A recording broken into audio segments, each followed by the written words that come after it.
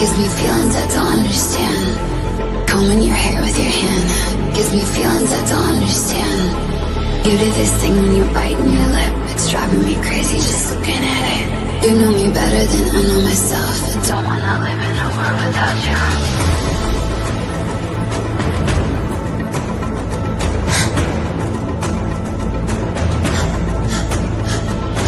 You do this thing when you're biting your lip, it's driving me crazy just looking at it. You know me better than I know myself. I don't wanna live in a world without you. World without you. Driving me crazy just looking at it. World without you. Driving me crazy just looking at it.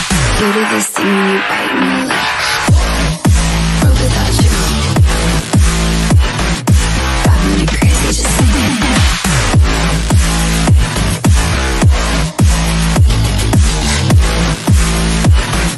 Driving me crazy just looking at it. Combing your hair with your hand gives me feelings I don't understand. Combing your hair with your hand gives me feelings I don't understand. You do this thing when you're biting your lip, it's driving me crazy just looking at it. You know me better than I know myself. I don't wanna live in a world without you. You do this thing when I'm talking to you, like everything freezes and it's just you. You do this thing when I'm talking to you, like everything freezes and it's just you. You do this thing when you're biting your lip, it's driving me crazy just looking at it. You know me better than I know myself. I don't wanna live in a world without you. Give it to me like world without you. Me crazy just looking at it. World without you. Driving me crazy just looking at it. You do this thing when you're biting your lip. World without you. Driving me crazy just looking at it.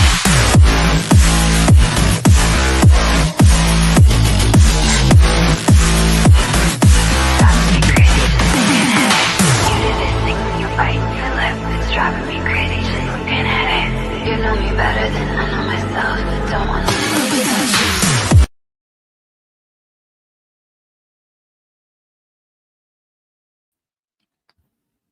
Morning everyone, how we doing? Hope everyone's recovered from a good night last night. Solid result against Southampton last night, 5-0.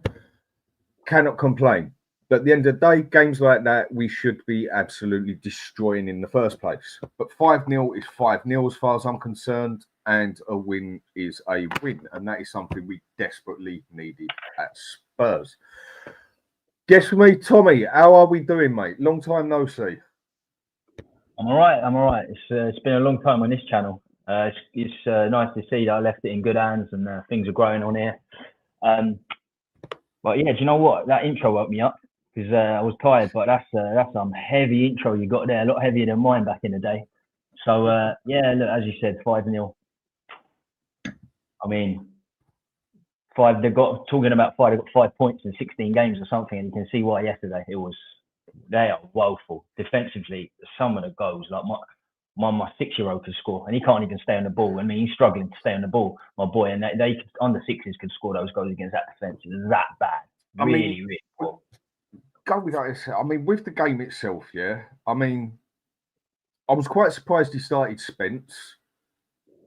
It was something he doesn't usually do, and I was glad he did start Spence because Porro to me has been absolute crap over the past 5 games, and I think that's just more down to him being absolutely shattered. Same as a Doji. I mean, Kulusevski looks knackered after time at the moment. A lot of that team just look burnt out at the moment, where he just plays them so bloody much. So I was quite happy that he started Spence. I mean, having to play Gray as a centre-back is not a good thing, and I think that shows where the issue we're in. But overall, I think respectable game. I mean, can you really complain with 5-0? You can't complain. Look, you can only beat what's in front of you. And, we beat them comprehensively. So on the day, we've done extremely well. But I think our expectations are so low now because we lost to Ipswich and Palace down there. that it seems like a bigger win than it is. But look, as you say, 5-0. You can't complain. And we did dominate. But where does that put us? It puts us 10th. It puts us 10th. I suppose better than 13th, even though 13 is my lucky number. I mean, always do it on the lottery and everything. So, right, going to say hello to a couple of people quick and then get to our points. So, we're going to start with it. Finn, Rickwood, how you doing? Big up Dan and the lads. We're going to win it all now. We've beaten the team bottom of the table. Exactly my point on all of this. And Mark Swift, who likes a morning sniff, laugh out loud, woof woof, Tommy, big up all. And Bertie Hotspur, big up everyone. Smash a like and subscribe and Levy out and take Donna, Ange and all the rest with you. Enough is enough. We deserve better. Yes, we do. I mean, you say deserve here. Do Tottenham really deserve better? I mean, we haven't really done nothing in the years to get Levy out as such. Nothing when we was meant to. A lot of fans preach up the crap players we get with the poor managers we get. Do we really deserve better? We do, but do Tottenham deserve better? I think is the different question. I mean, Sue Smith, always on here. Glad to see you.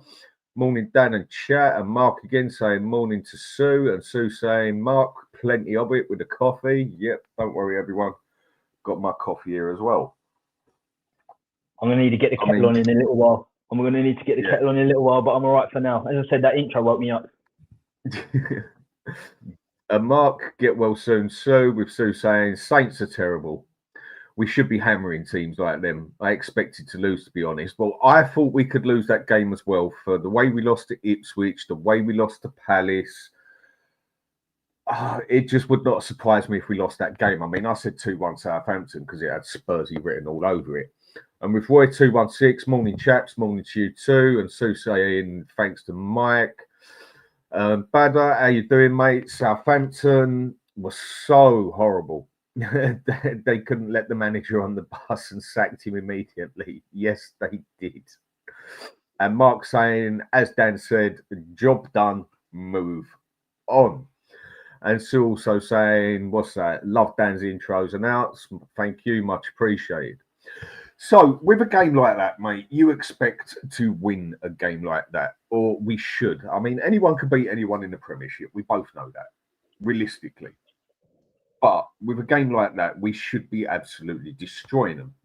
But do you think just winning that 5-0 now, I say just very lightly, because 5-0 is 5-0, but do you think people are going to start getting overhyped again? Because I can definitely see that happening. Oh, yeah, of course. We're always one victory away with the flip-flops in this fan base. Always one victory away from ecstasy, complete depression and in ecstasy. As I said, we're in almighty 10th position. We're the 7th wealthiest club in the world. We're 10th. We just beat Southampton and things are looking rosy again for certain Spurs fans. Even the ones that went Ange out and Levy out, it switches so quickly. And that's the worst thing about this fan base. But we need to put things into perspective. This is Southampton 5 points. Coventry, Ipswich, Palace. We should have lost to Coventry in the Championship. The reason this looks so good is because we've been so bad in the past. This team needs to be getting spanked. This Southampton team should be getting spanked week in, week out by us. It was. I mean, just looking at the game, Sarr in the second half looked like Messi. The guy can't get past the player. I've never seen him get past 2 players. In the Premier League, you got past 5 players and banged it into the top left corner against Southampton. That goes to show how miserable they truly are. I mean, he done it with ease, didn't he? He did. I'll tell you now. We just looked at the fixtures. We were talking backstage about the fixtures. Oh my days! We got Man United in the League Cup next. We got Liverpool, Forest, who are in the top 4 now. I think they're 4th now, aren't they, Forest? Are they 4th? Yeah, I think they are 4th or 5th. I haven't looked at the league table just yet. I can check that up. I mean, then we got Wolves. Then we got Wolves. Then we got Arsenal, North London Derby, Newcastle. This time next month, forget the Southampton game, we could be 14th easily, 13th, 14th easily. I mean, we definitely have to get our act together with it overall, not just beating games like Southampton. And you're right, at the moment, it's Liverpool, Chelsea, Arsenal, Forest, City, Villa, Bournemouth, Fulham, Brighton, and then Spurs. What are we doing sitting at 10th in the table, mate? What are we doing? I mean, it's all good being able to beat a game like Southampton, but surely we have to start getting our act together with a bit of consistency. I think that's just our biggest problem. We have absolutely no consistency whatsoever, do we? We seem to get a game. Okay, good result. Well done. Let's go on to the next one. Then bang, back on our ass again. I don't think we've had no consistency with this manager since the first 10 games, really. Yeah. 10 games up and down. 10 games of last season when he won a couple of Manager of the Month trophies. He's still here because of that. Because if you look at after them 10 games, our loss ratio over those games since has been absolutely woeful. Those first two months are why he's still in the job now. He got found out. I mean, his ultra aggressive side teams know how to set up against us, and we only seem to win games if we're 3 or 4-0 clear. And we've got no leaders in the dugout. We've got no leaders on the pitch. So those close games, we seem to lose. I mean, 2-0 up against Brighton, 2-0 up against Chelsea. They didn't just come back and nick a point. They come back and got 3 points. We finished with 0. You know, that's where we are. It's so bad. The lack of leadership. You know, the captain's armband doesn't mean much these days, but not as much as it did. Do you trust any of those players to lead us when we're 1 goal behind, or to say something in the dressing room, to motivate the players in the dressing room? There's no one there, man. There's no one there. And even Højbjerg, we're replacing players like Højbjerg, who isn't a great player, but with the Grays and the Bergvals, who might do something against Southampton, but over the Premier League season, we need leaders. Just there's nothing there. I mean, with Son being captain, I mean, when me and you first started doing the shows together, when you let me come onto your one, and I said to you from day, Son is just not my type of captain. Maybe he's a modern day captain, whatever else in that, but he's just not my sort of captain. And then with Ange making comments yesterday or day before, whatever it was, about we need some fighters on this pitch. We need people who want to fight and that. Yeah, he was the man who sat there and said, I don't want to buy leaders. I want to make leaders. Well, if you want fighters on that pitch, you've got to have people who can lead. And for me, Son is just not captain material. When it seems to be going good, he's all happy. As soon as it goes down, you don't see him scream and shout at people, get your act together, come on, we can do this. He just mopes about as miserable as the bloody rest of them. Same as Maddison. He's meant to be our vice captain, basically. And with him, when it's all going sweet, he has a good game. When he has a good game, we have a good game. But when it's not going our way again, he's another one for me who sort of just disappears. I mean, I think you can say that about most of our team and the manager. When it's going right, when it's all going good, we look good, the manager looks good. But as soon as there's that pressure on us where it's not going all our way, everything just goes to pieces. There's no fight in it at all, like you said. There's no kick-off in it. There's no one who's willing to grab it by the throat and take control of the game. And the manager, I don't know what it is with him. When we're winning the games, it seems like he can make the right subs and everything and what's needed. But when it's against us, he'll wait until we're 3-0 down or 2-0 down before he even looks at making a sub. And the man definitely don't change his style of play, does he? He's trying to adapt. You can see he's trying to adapt because his job's on the line and the fans are going at him now. You know, the fans are having a right go. After post-game, even when they're doing okay, when they're picking up points, the fans have had enough. So he's having to adapt to keep his job. And it's just not natural. It's just not natural for him. His subs are still crazy.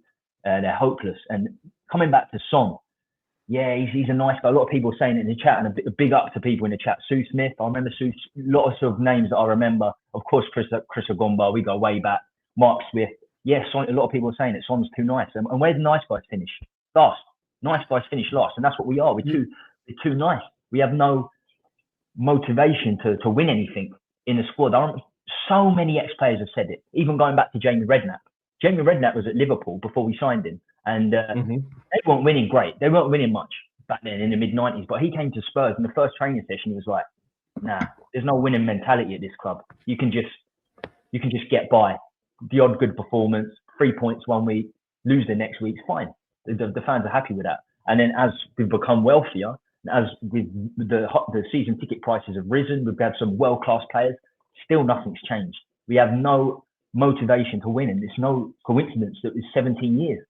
17 years since you won a trophy, and that was a League Cup, which I don't even really class as a trophy. It's about four rounds. It's about as Mickey Mouse as they come, you know. Yeah, but a trophy's a trophy with Spurs in it at the moment. Even if we just but do you know what? We shouldn't accept. We shouldn't accept the trophy as a trophy. We should have won a Premier League trophy. We should have won the Premier League by now. 16, 17, 17, 18, and it's not asking for too much. Because we are the 7th wealthiest club in the world. We've had the Modric's, we've had the Bales, we've had the Kanes. We should be sitting here, high season ticket prices in the league, with 2 Premier League trophies. We can't even get a League Cup.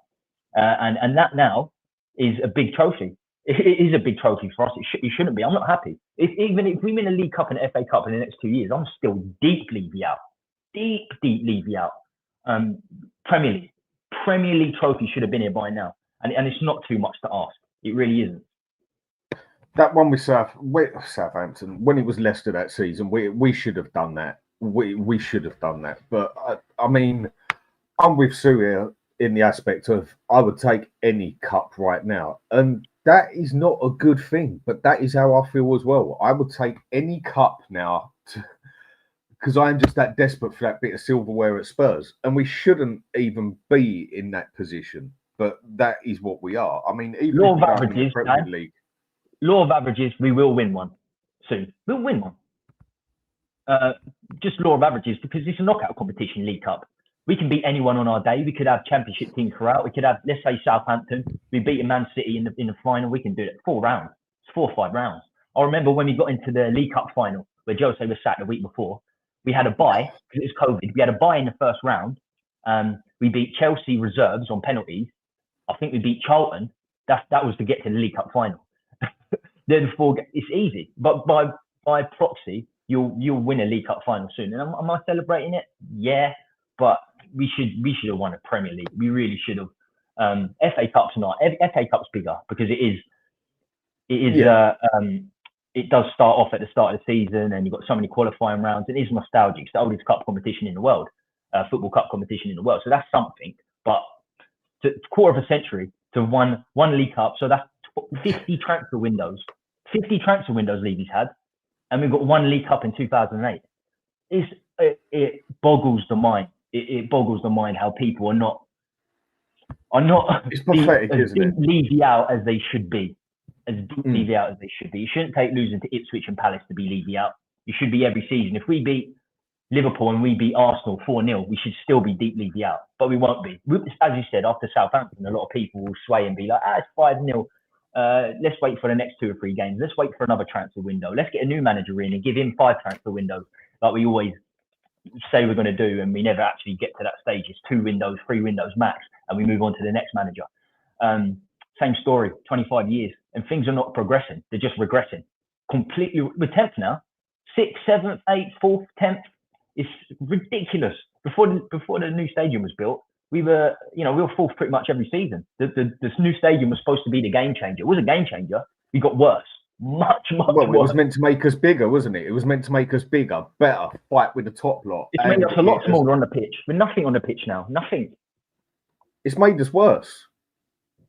I mean, this stadium was meant to bring in bigger players. It was meant to give us the money to do it. It was meant to make us bigger. And that is one thing it just hasn't done.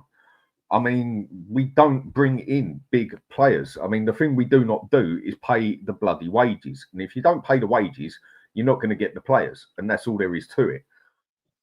And we just end up with people like Johnson, Solanke, who are not, well, Johnson, I just don't rate him in the slightest. I mean, I'll go to him in a sec.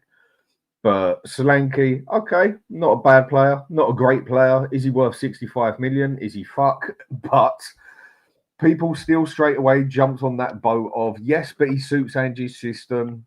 I mean, look, the amount of support Ange's getting at the moment, I've never seen a manager get looked after that much for such poor results that he gets. But I can sort of get the point that people at Tottenham, they just don't want to go through this fucking process again of a new manager, new start and everything. But I think a few people just don't actually understand that just because we get a new manager, it doesn't necessarily mean a restart of a process, even though I'm sick of that fucking word. But then what is a process? This is meant to be a youth project we're doing, and he hardly ever uses the youth players unless he has no bloody option. It shouldn't be, but you're bang on about the wages. It shouldn't be a change of a process and a new manager is a new project, but it will be. That's how most fans will see it. That's always how most fans will see it. We've got another free transfer window. That's why I don't talk about Ange out, because Ange is useless. He's always been useless. He's a useless appointment before we signed him. So I'm not deep Ange out. I'm Levy out. I don't care about Ange. No manager is going to do well at this club. If Conte could, with a terrible squad, really terrible squad, gets us fourth, the best manager in the world, the top 3 managers in the world, for me, still, his CV is unbeatable. He's respected so highly. If he gets fourth and then gets sacked when he's fourth and does not get supported by the ownership, and he was not supported, then no manager's going to come close. No manager's going to come close. We have to get Levy out, or he has to sell enough stocks, shares, like the Glazers did at Man United, and they've got a man in charge now who's just stealing with the football. 8 months ago, that Jim Ratcliffe. We have to do something like that. We're not going to get him out fully. That's going to be, the chances are very, very slim. We need to at least get him stand out of it, innit? And get someone else who knows their football to do the bloody job. But do you know how the Man United done it? Because the fans they've got minerals. Yeah, they've got minerals. Our Spurs fans, we haven't got the minerals to do it. We can't get 100, 200 people to a protest. You know, I mean, people are asking me on Twitter, "Are you going to the protest?" Because I'm dissing the club all the time because we're useless. And they're like, "Oh, you're going to the protest?" Then I've been to many of the protests. I've been to 4 or 5 of the protests. 100 people. It got worse. You had 17-year-olds singing songs about Sissoko at the first one, how good Sissoko is. It was ridiculous. It was absolutely ridiculous. The second one I went to, there was the Tottenham Hotspur, supporters group. Again, 17-year-olds with cardboard boxes and leaflets. Here you go. That's all it was. The protests are shocking. There's no protest. 22nd. I've got a baby coming in 2 days on the 18th. If I didn't, I probably would go to the protest anyway. But still, it's in a way, it's useless. Man United, I keep saying it, they got 10,000 fans protesting about their home shirt, the design of their home shirt 2 years ago. We can't get 150 people to protest 25 years, 50 transfer windows of nothing. When we're paying the high season ticket prices and we're the 7th wealthiest club in the world, we still can't get fans there. So, yeah, it's beyond managers now. It is beyond managers. I don't care about Ange out. He should be out. He should never have been appointed in the first place. Our focus should be Levy out 100%. Because funnily enough, who appoints Ange?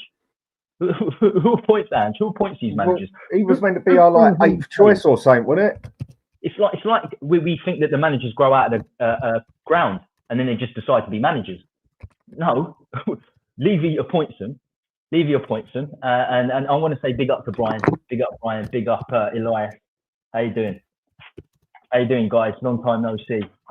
Yeah, I used to do so much with Dan, of course, but way back with Brian Daigle. Way back. I think Daigle was on my first ever show, and he's still going strong. Yes, he is. He's been about forever as well. So it's good to see you boys going strong. Yeah, I envy your dedication, put it that way, to go strong for this long, because I can't do it with Spurs. I can't do it.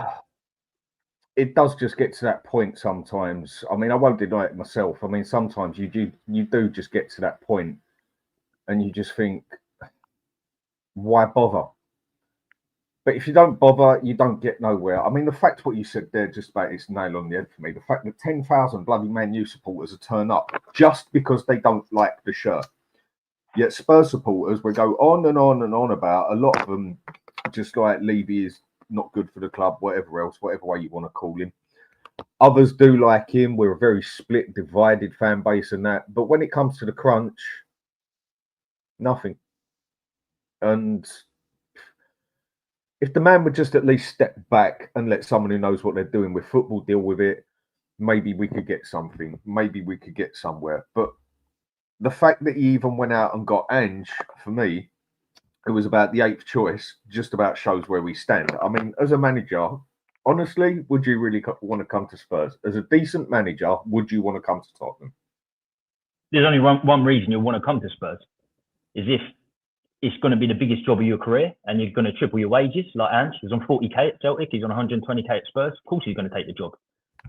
And then you've got, the managers like Conte who will come, and Jose. If you pay him over £250,000 a week, they don't give a shit.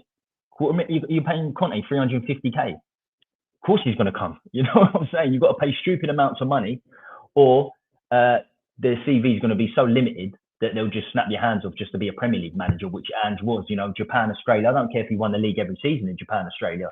I mean, how many Japanese and Australian clubs can you actually name? Really, if you name more than 2, you've done well. Really, and Celtic. Oh my God, I think Celtic are 15 points clear now. 15 games in, 15 points clear. Oh, this is what I keep saying. Me and you could go Celtic and win that fucking league, for God's sake. You can't not win a league. You can't not win a league. The only person that won a league in the last 15 years is Steven Gerrard's Rangers, and they're pretty. He's a crap manager as well. He's out in Saudi Arabia doing nothing. So that's the level of managers. And they go, oh, but the season before Ange came, they won a treble at Celtic. They won a treble. I looked at who they beat in their cup final, St Mirren in the cup final. Honestly, they got one player on more than £2,000 a week. That level, I used to scout in the lower leagues, 3 or 4 years. That's teams in the 7th division of English football could pay £2,000 a week for players. 7th division. This is what we're talking about, Scotland and Celtic and his CV. Of course he's taking a job. Of course. And we talk about the treble. You know who won a treble at Celtic? Brendan Rodgers. Brendan Rodgers won 2 trebles on the bounce at Celtic back in the day. And that's a very average manager as well. I mean, yeah.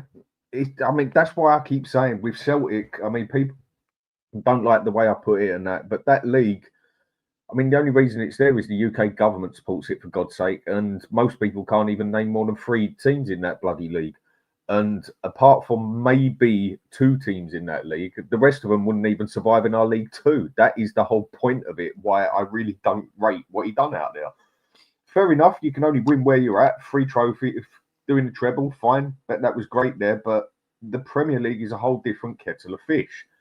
And I do think that Ange underestimated this league. I just want to say big up to the Bertie Hotspur. Thanks a lot, mate, for the super chat. Much appreciated. And he says, cup of coffee, mates. Yes, mate, I always need my cup of coffee. If I don't have a cup of coffee, then I don't wake up properly. That is my addiction. My coffee is... if I don't have my coffee, I don't wake up. I mean, do you reckon he underestimated the Premier League when he came into it? I mean, it's all good coming into something with a bit of aggression, with a bit of confidence and everything. But I personally reckon that he underestimated this league in a big way. He did, and I think he's just lazy. I think he's quite lazy. I'm going to stick with this system. I'm playing this system. I'm going to stick with it forever. Why not try to adapt? I know you're 60 years old, but why not even attempt to adapt slightly? As I said, recently he has, because it's been so bad. But at the start, the first year, there was no adaptation. It was, I am playing my way, mate. This is how it's going to be. It's just so lazy. He was never the right man for the job. He's not going to get us into the top 4. Depends what your expectations are. So if you want to be 6th and 8th, between 6th and 8th, it's fine. That's fine. But if you want to be in the top 4 and you want to challenge for titles, then he's absolutely not your man. But I don't blame Ange. Of course, he's on 40 grand a week at Celtic. He's got 120 grand a week at Spurs. He's going to say exactly what Daniel wants him to say. You say jump up. He's going to say, Ange's going to say how high. It's as simple as that. Big up, Brian. Is this Daigle, the Dagonator? Brian, how you doing? Yeah, I'm good, buddy. Listen, the camera will be on. It's 6:30 and I'm just making a coffee. You know how bad another coffee. You know another coffee. You know how bad it is when you need a coffee, when your camera's off and you see Sue Smith and you put the diamond up in the air and you realise your camera's off. But listen, I woke up in the morning. I saw a beautiful man who's about to become a father in the name of Tommy. I haven't been able to speak to him for months. There's no way I wasn't going to come on and say hello to him and you. You come in just for me, Brian. Oh, it's touching. It's touching. Mate, congratulations, brother. We haven't been able to speak for a while, but mate, honestly, I woke up. What a way to start on Monday than seeing your beautiful face. And there'll be another face. There'll be another bloodline of mine soon. 2 days. As I say, I've got a baby coming. So, Congrats, but brother. I tell you now, Congrats. Daigle, and I tell you now, Dan, and I tell you people in the chat, I don't think I'm gonna. I know it sounds. I'm born in Tottenham. All my family from Tottenham. I'm not sure I'm gonna make him a Spurs fan. Honestly, I live in Tunbridge now, so my local Premier League club is Crystal Palace. Pay a third of the season tickets, and I enjoy Crystal Palace. Selhurst Park, the atmosphere is really good. You know what? Support Crystal Palace. It will never be Chelsea, Arsenal. Don't be silly. But yeah, Palace. Why not Palace? I mean, would you put your own kid through the pain of being a Spurs supporter? You have my own bank balance through pain. I ain't paying £400 for fucking 4 kids. For two kids and my third one coming. Nah, no chance. No chance. For what? 10th? No, never gonna happen. I mean, with that, it's just where you just, like you said, you just see no fight in this team. Where is the improvement? I just want to say, Mark Swift, Super Chat, thanks a lot, mate. Much appreciated. Doing a great job with the channel. Thank you very much. I wouldn't have even had the channel if it weren't for Tom, who started everything and that. And I can totally understand why you came off, Tom, because you just had enough of anything and everything with Spurs. I cannot blame you with that one. I mean, seriously. But we got Man U next. No, do you know what? Before I go Man U, I'll stick with this game at the moment. I mean, Spence. The fact that he played Spence, I was happy with that because Porro needs a break, even though he ended up having to bloody play. I mean, what do you two think on the fact of Spence yesterday? I thought he had a pretty solid game. I mean, other players haven't played for a significant amount of time, and they've come on and they look rusty as anything for obvious reasons. I don't think that Spence even looked rusty when he come on the pitch. You'd think he's been playing quite consistently. I mean, what do you two think on Spence starting game he had? Well, let me just start by saying, Dan, I've got to say it. I was spot on, wasn't I, yesterday? It's going to be a struggle against Southampton. Madison will be shit. Spence won't play that great. I got it bang on the money yesterday. Actually, I called it. You saw. Listen, Spence looked very, very good. Listen, what we've got to do is first of all remember just how poor Southampton. I mean, I knew they're a poor team, but that was embarrassing. I mean, do you know how nice it felt to be on the other side of a 5-0 at half time, like we were at Newcastle a few years ago? It literally was like, my God, I sat here. I mean, yes, it was a good run out. We got to see a lot of the youngsters, but as I said in my video when I went on We Are Tottenham TV, without a doubt, the man of the match yesterday was the thousands of Spurs fans who were absolutely incredible yesterday. They were non-stop, and I had so many people that were there that said normally when you go to away games or you get those chants going, there's a bit of animosity, there's a bit of arguing, or they're also Bob Belcher, one of the nicest men on the planet. Big up to you. I haven't spoken to you for a while, but yeah, they were literally saying you might have got the odd one, but the majority of people yesterday, and it was in the. I don't know if you've seen the videos that I've been seeing as well. Even at we'll come to that in a minute, Brian. We'll come to that in a minute. That's a point that I wanted to go to separately. I know where you're going to go with this, yeah. Okay, yeah, let's go. Game we played well. Game. Do you know the thing I'm happy for? I'm happy Alfie Dorrington got on that pitch. I'm happy Lancashire got on that pitch. And do you know what? I'll tell you one thing I am happy. I don't know if you two were. There's a lot of people saying that the second half was really poor and boring and whatever. I was actually delighted with it. It was like Ange told them, listen, the game's won. We're so injury ravaged. Take your foot off the gas. Just conserve your energy, because obviously the games that are coming up, I can't make 11 subs like a friendly. I think the second half we managed the game brilliantly. Yeah, it would have been nice to get a couple of goals. But there's no need to go for the throat. There's no need to go for the jugular. Our goal difference is huge already. I think we managed that. It may not have been the greatest performance in the second half, but I think what we did game management wise, which is something we've argued about, was fantastic in the second half. Well, with that, it was what we needed to see. I mean, right, first thing here, Rob Belcher, thanks a lot for the super chat, mate. Much appreciated. It was Rob who got me to speak to Tommy and got us working together on here. Top fella. Really good to see Tommy, one of the great content providers that first got me into watching Spurs streams. Now handed over to the reins of Dan, who's doing a great job. Thanks a lot, mate. Much appreciated for the super chat. Still keep contact with you. It was only the other day spoke to you briefly on how you're doing, just checking up on you. Tommy always speaks so highly of you as well, mate. It was actually Rob that got me and you talking to each other and got us doing the show together, wasn't it? Absolutely, absolutely, and so generous. So generous. I mean, not just with money. I mean, this is brilliant because the money actually helps the algorithms grow, and we want these channels to grow. I'm sick and tired of the Levy inners, the Levy excuse makers, the happy clappers earning the money, because it's not about the money. Their algorithms go up, they get more people watching them, then you get more happy clappers making excuses. So this is fantastic. I mean, you know, even £1, 150, something like it helps the algorithms. Rob Belcher, yeah. I mean, he got us. Yeah, he messaged me on Twitter. Got us hooked up. Said Dan speaks his mind. He's fantastic on Savage show and Alan's show. And yeah, because this channel probably still wouldn't exist if I didn't get in contact with Dan. It probably would have been deleted and would not exist. And look at it, it's amazing now. It's fantastic. We've got all of you watching. We still got great people like Dave, Stel, and as you said, you know, Dan's done a magnificent job taking over. Thanks. So good. It's great to see the channel grow. And how it's not on 5K subscribers, I'll never know. So please share the channel. Get the subscribers up. Get this to 5K.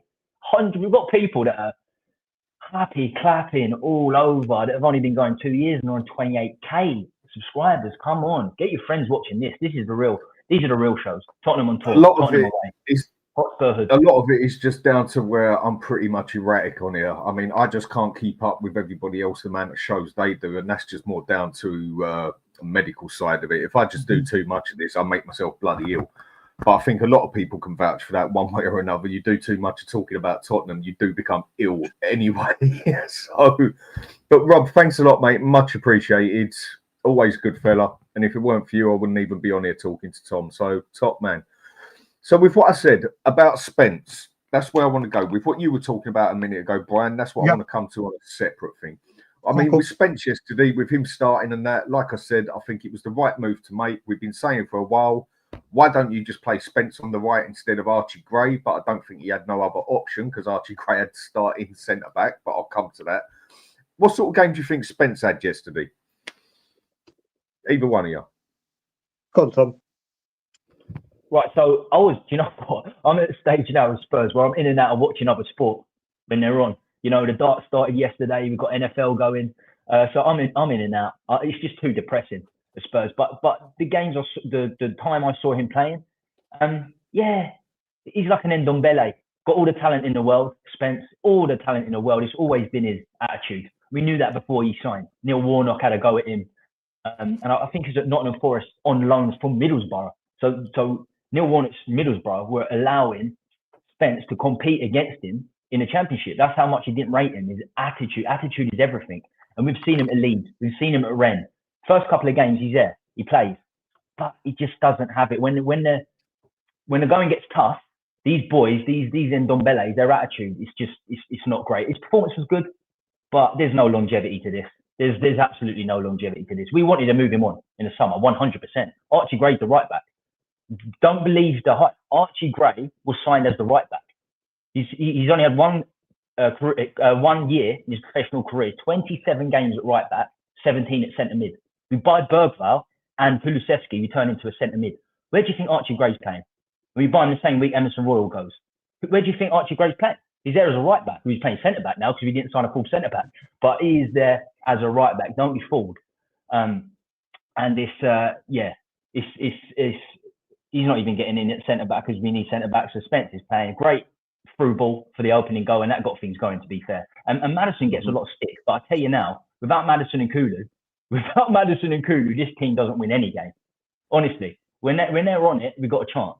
Yeah, and against Southampton, 5 points from 16 games, they should be on it, and players like Spence should stand out.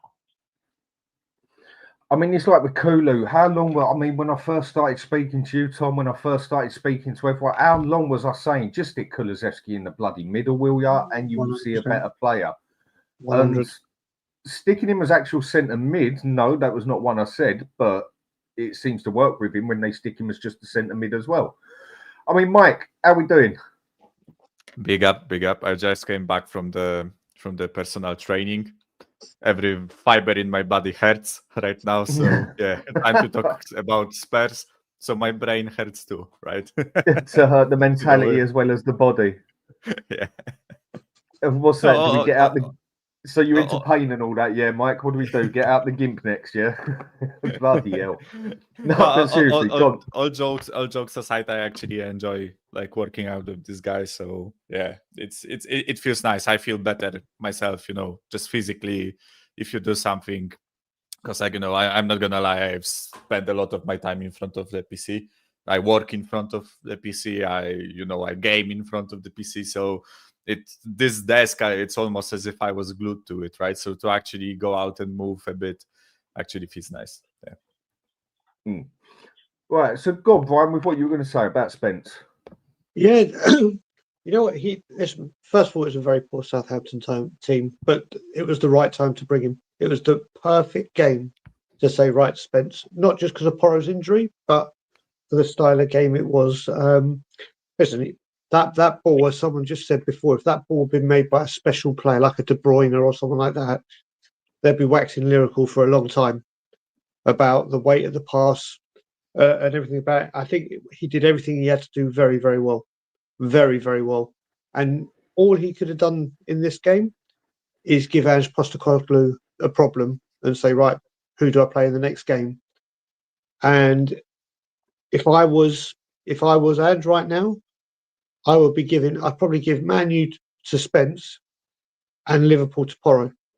Give Porro a rest. I think, listen, he's off form. He desperately needs a rest. Desperately. But Spence, I think, has done enough to win that shirt for the Man U game. I think he did very, very, very well. All he could do.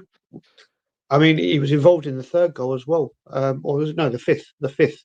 He was the one that got the ball to Son. He let's put it this way, he did his case no harm at all, and fair play to him. All you ask is when a player comes on that they grab that opportunity, and he certainly did that. Yeah, no, I can agree with that. And for me, he didn't even look rusty when he came on the pitch. He looked fluid, whereas a lot of players, when they haven't played for a while, for understanding reasons, they look rusty as basically, don't they? I mean, Mike, what do you think on Spence yesterday? Yeah, I will always like caveat this game with the quality of the opposition, right? You have to take that into consideration. But of course, I've seen players like him coming off the bench after like not playing for a long time, right? And still make mistakes even against bank average opposition, right? So the fact that he was actually like not only solid going like forwards, but I also think he was quite solid going backwards.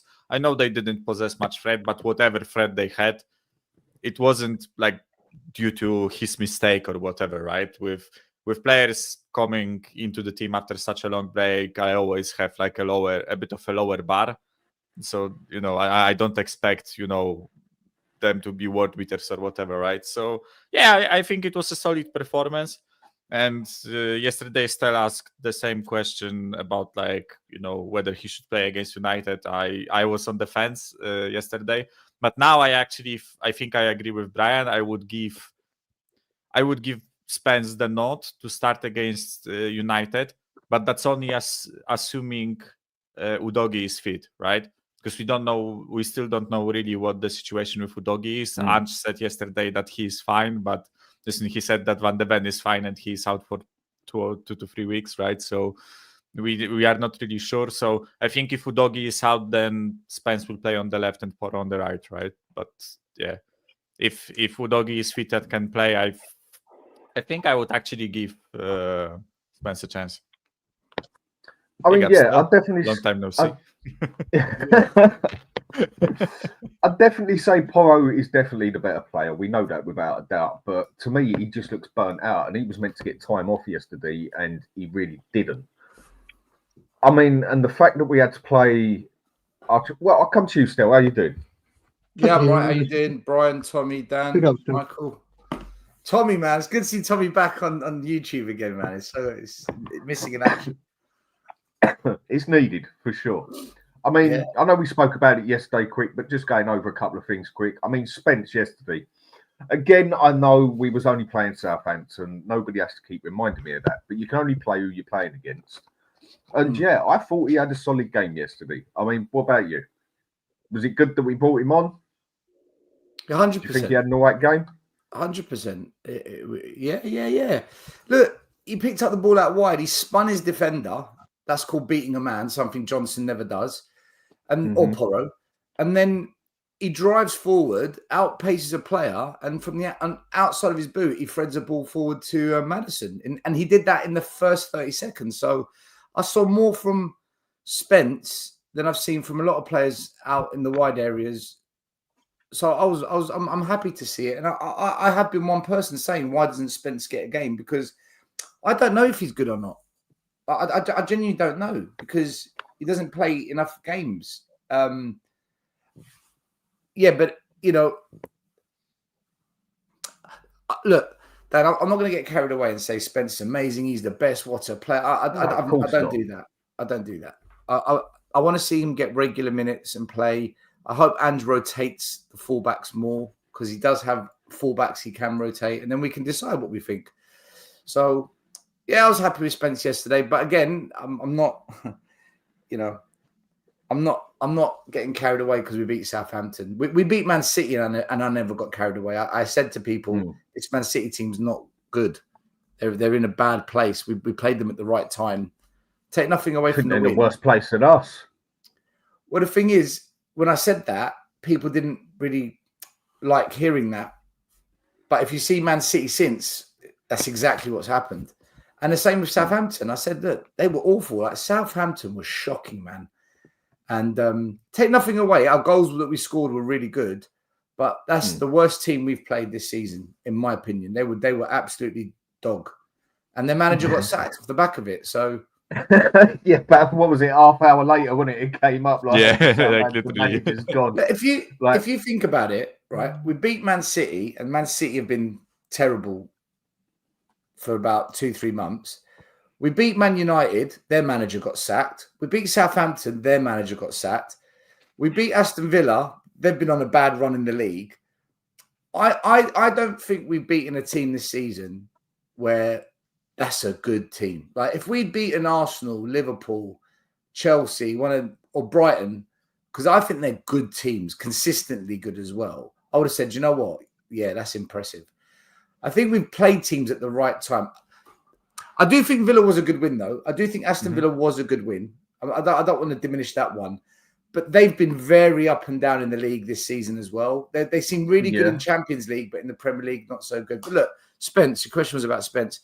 I want to see Spence play a lot more games. I want to see him play regular. I want him to challenge Porro, not be backup. I hate that word backup. And if Spence starts performing at a higher level than Porro, then no player should be undroppable. Amorim dropped Rashford and Garnacho yesterday in the Manchester derby because they weren't pulling their weight in training. So the same should apply to all teams. If players are showing enough to deserve a start, let them play. If Spence started against Man United, I wouldn't be upset. I think Porro should start, but I wouldn't be upset if Spence started. I mean, with Archie Gray as centre-back as well, I mean, the fact that we have to use him as the centre-back just tells you everything about this club and how shit our transfer window was, basically, and that.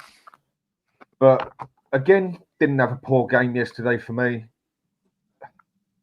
But again, it's not as though he had much to do, was it? I mean, Tom, what do you reckon on that with Archie Gray starting as a bloody centre-back? I mean, he's played right-back, centre-back, left-back, and he still ain't played as a central midfielder or a DM like a lot of people told me he was gonna and be our new DM. I said this earlier, you know. Archie Gray, what are you going by? You're going by last season where he played 17 games as a centre-mid, 27 as a right-back. He was signed as a right-back. Emerson Royal left the same week he was signed as a right back. There's no doubt about that. Spence, we did go back to Spence. We did want to move him on this summer because he's been useless everywhere he's gone. He can't get in the team at Leeds. They cancelled his loan deal last season. Ren, he got in the first 2 games and was terrible by the end. Do you know why he was okay? Second half of last season.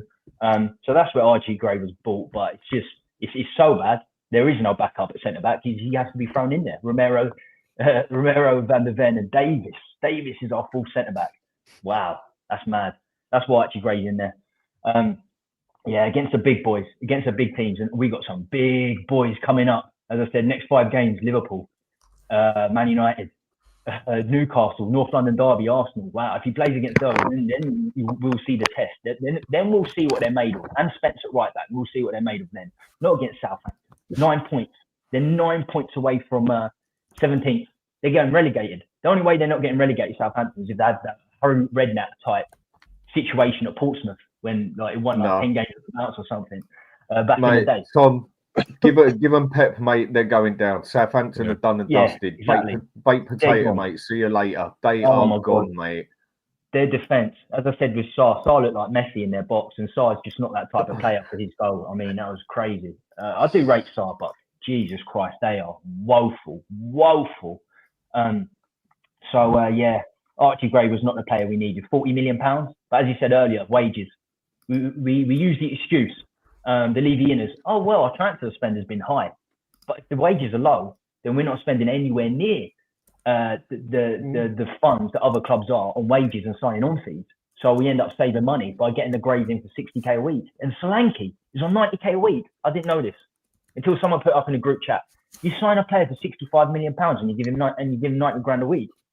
Wow, he needs to be on 180, 200 grand a week minimum on 65 million pounds. That shows the standard of player Solanke really is. It's nuts. It's absolutely nuts.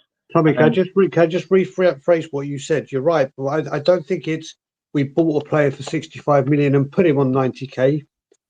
We paid 65 million because he only wanted 90k. Yeah. If we'd got him, if the one I was talking about all summer, Gyökeres, all summer. If Gyökeres had come in, he would have probably been about 80 million, 85 million from what we were hearing. He would have wanted exactly what you were saying. Listen, I like Solanke. He needs to do better. I do like Solanke. I think he will turn good. I think he needs to get more goals, 100%. But we paid 60 million or 65 because he would have low wage demands. Not anywhere. That's the Spurs ethos. Who could we get? And fine. And he'd have low demands in general. Yeah. He's at Bournemouth. Well, this is a question I want to ask people on a panel. The Oshermans in his prime, and was it Gyökeres, whatever his name is. I know Sporting Lisbon. He used to be at Brighton, and he done okay. Coventry as well. Yeah. Growing up, so he's got goals behind him. But why would these players want to come to Spurs? In a realistic situation, do you think the Gyökeres and the Nagelsmanns want to come to Spurs, or are we stuck with the Anges and are we stuck with the Solankes? Because that's what I feel we are. I feel we're stuck with them. I mean, with Solanke, mate, we were playing Southampton yesterday and scored 5 bloody goals, and our main striker doesn't even get a sniff. To me, that just about tells you a lot. Tells you a lot of things. I mean, all right, I don't need to carry on with Archie Gray. We know he played centre back, he played respectively, but really, what the hell did he have to play against? Not a lot. With Solanke, mate, we play Southampton and we absolutely destroy a team like that with probably one of the most abysmal defences that I've seen in Premier League, let alone just this season. I would say ever. That was one of the worst teams I've seen play. Why is our striker not getting a sniff at the ball and not getting a bloody goal? So true. Yeah. And by the way, because Brian, you mentioned Gyökeres, right? I think the same thing happened with Ivan Toney. I had a feeling we actually were after Ivan Toney, but reportedly he wanted something like 300k a week, right? And this was the deal breaker, right? Because if you look at it, Ivan Toney would have been much cheaper in terms of like the transfer value, right? Because it was rumored that he would go for around 30 to 40 million, right? But the amount of wages you would have to pay the guy, it's triple the wages Solanke is on, right? It's like, I don't think he would agree, that Levy would ever agree to something like that, right? To a transfer like that. Especially because, like I always say, it's not only like paying this new guy's wages, but it also fucks up the whole wage structure that you have in the club, right? Because if you sign Ivan Toney on 300k, then Son rocks up to your room and says, "Wait, why am I on 175 and this guy is on 300?" Right? Romero is on 160. He rocks up and says, "Why am I on 160 and this guy is on 300?" Right? I want 250 or something like that, right? Some players even have clauses in their contracts where they have to be the highest paid player in the club, right? Harry Kane apparently had something like that, right? Where he had to be the highest paid player in the club. So when we signed, I think it was when, I'm not sure, but I'm pretty sure it was when someone signed after him. I think it was Ndombele. They equaled his salary to Ndombele's, or made it a bit higher, something like that, right? So as I said, it's signing, players with high wages. It's a whole different kettle of fish, right? But I think this club should be doing that because it can afford it, right? So why not? It's But yeah, on Solanke's performance, I even said it on Stel's show yesterday, right? It's concerning when you slap a team 5-0 in the first half and your striker doesn't get even an assist, right? Because I would look at it differently if he laid off 2 passes and it was his create, 2 of the 5 goals were his creation or whatever, right? He wasn't involved, right? He technically got an assist because I think that third goal that we scored where Kulusevski just tapped it in from 2 meters, right? It counts as a Solanke assist, but it wasn't an assist. He just misplaced the shot, put it straight at the keeper, it bounced back, right? And Kulusevski scored it. So it's not really an assist. It counts towards the statistics, right? But it is heavily concerning for me watching Solanke play. Well, not watching him play. I don't think he plays bad necessarily, but the way he just doesn't get involved in the scoring is something to be worried about, in my opinion. Especially when you're playing someone like Southampton. Yeah, especially with that context. I think all these players are crap. Stroke average. Honestly, I don't rate any of them, and I've been consistent, and I say the same for Johnson as well. I think Werner is an absolute joke. I think Solanke's bang average, and I think Johnson's bang average. Has Johnson improved his scoring record? Absolutely. There's no question of a doubt. But his overall play and what he gives to this team, for me, is mediocre. And you see it when we play Ipswich, Bournemouth, Brighton, Rangers, Galatasaray, and we are crying out for someone to change the course of direction in the game. He hasn't got what it takes. Solanke is the same. In fact, a lot of our players, are really good when everything goes well for us. We get the first goal, we go up early, we're better than the other team. Everyone looks great. But when you're properly tested and the other team starts putting pressure on you, they start controlling a game of football, they start dominating. I'm looking at my manager to switch it up, and I'm looking at the players to unlock doors. Can you get a foot in the game? And 9 times out of 10, they all go missing. This is why Harry Kane and prime Son, not what the Son we're seeing now, was so elite. When we needed something, the amount of times they saved us, the amount of times they popped up with something. Solanke will never be that guy. Richarlison will never be that guy. Johnson's not going to be that guy. Werner's not going to be that guy. Son isn't that guy anymore.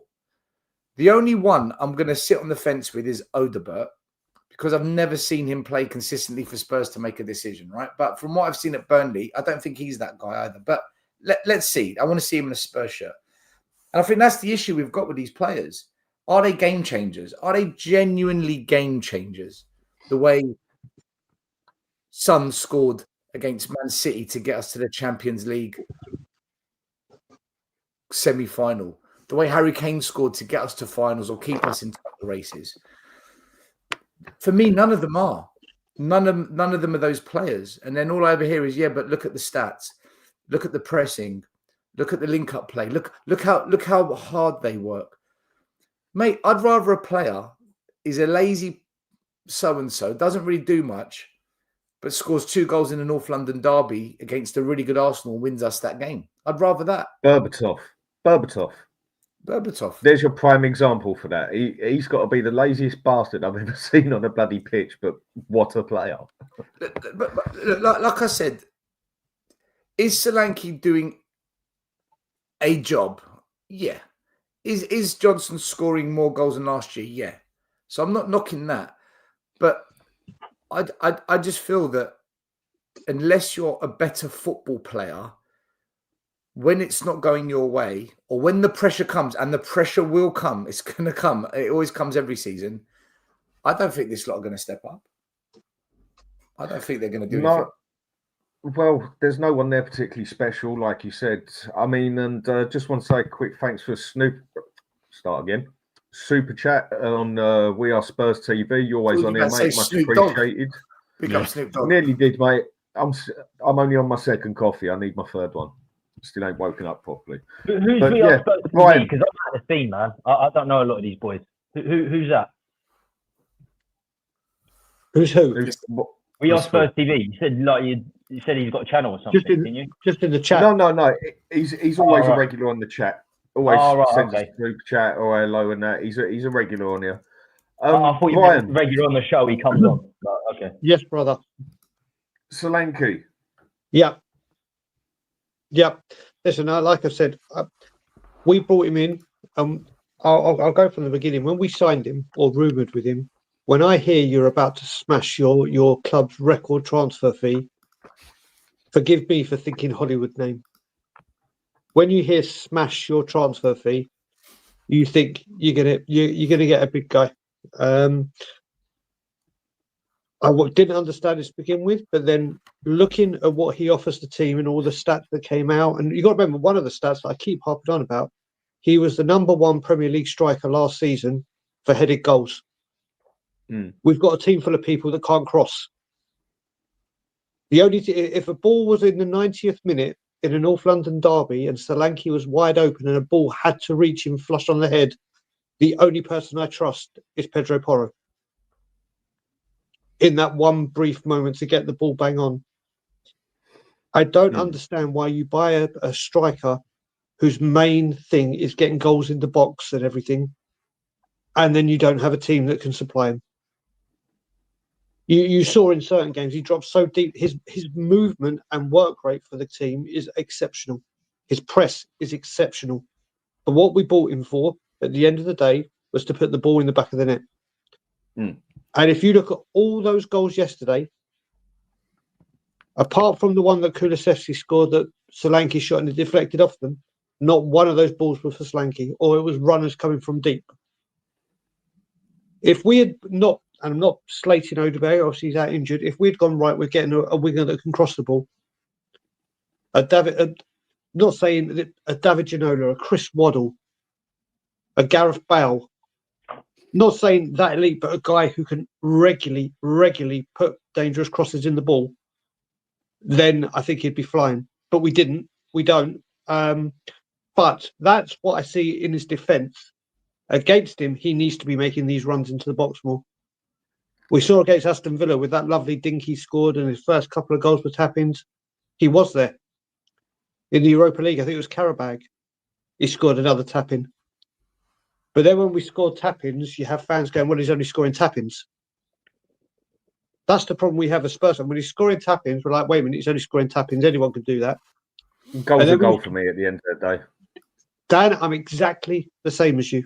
If he scores 30 Johnson goals, is shit, mate. But I keep using Gary Lineker.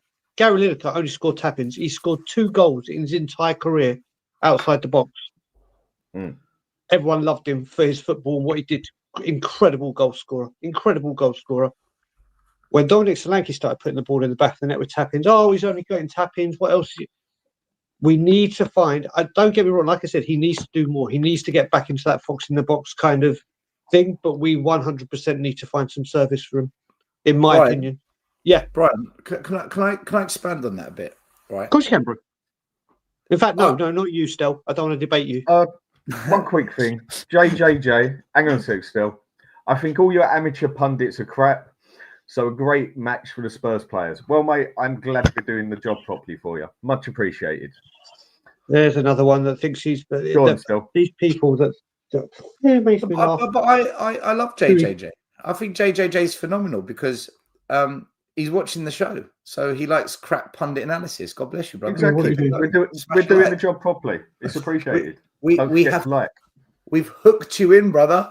We grabbed you and what a waste of one's life to sit there watching something that is terrible when the punditry is so bad. To want to waste your life doing that says more about you than any message you can put in the chat. But it just shows we're doing the job properly. We're doing the job properly. I'm just wondering how many weeks it took him to think of the name JJJ. These people they aren't clever. He's probably sat there for 4 months thinking, what should I call myself? How do you spell that? JJJ. Prediction, he's going to say something about me now. My name's Tommy. My avatar's not here. So just put Tommy, I think this. Yeah, I can't wait. So, with the tap-ins, right?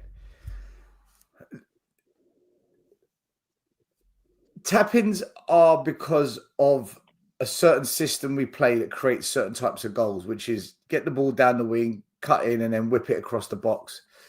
We've scored a lot of goals like that. You can tell it's almost like an Ange ball trademark goal. Mm-hmm. And I feel that I'll answer this in a minute, JJJ.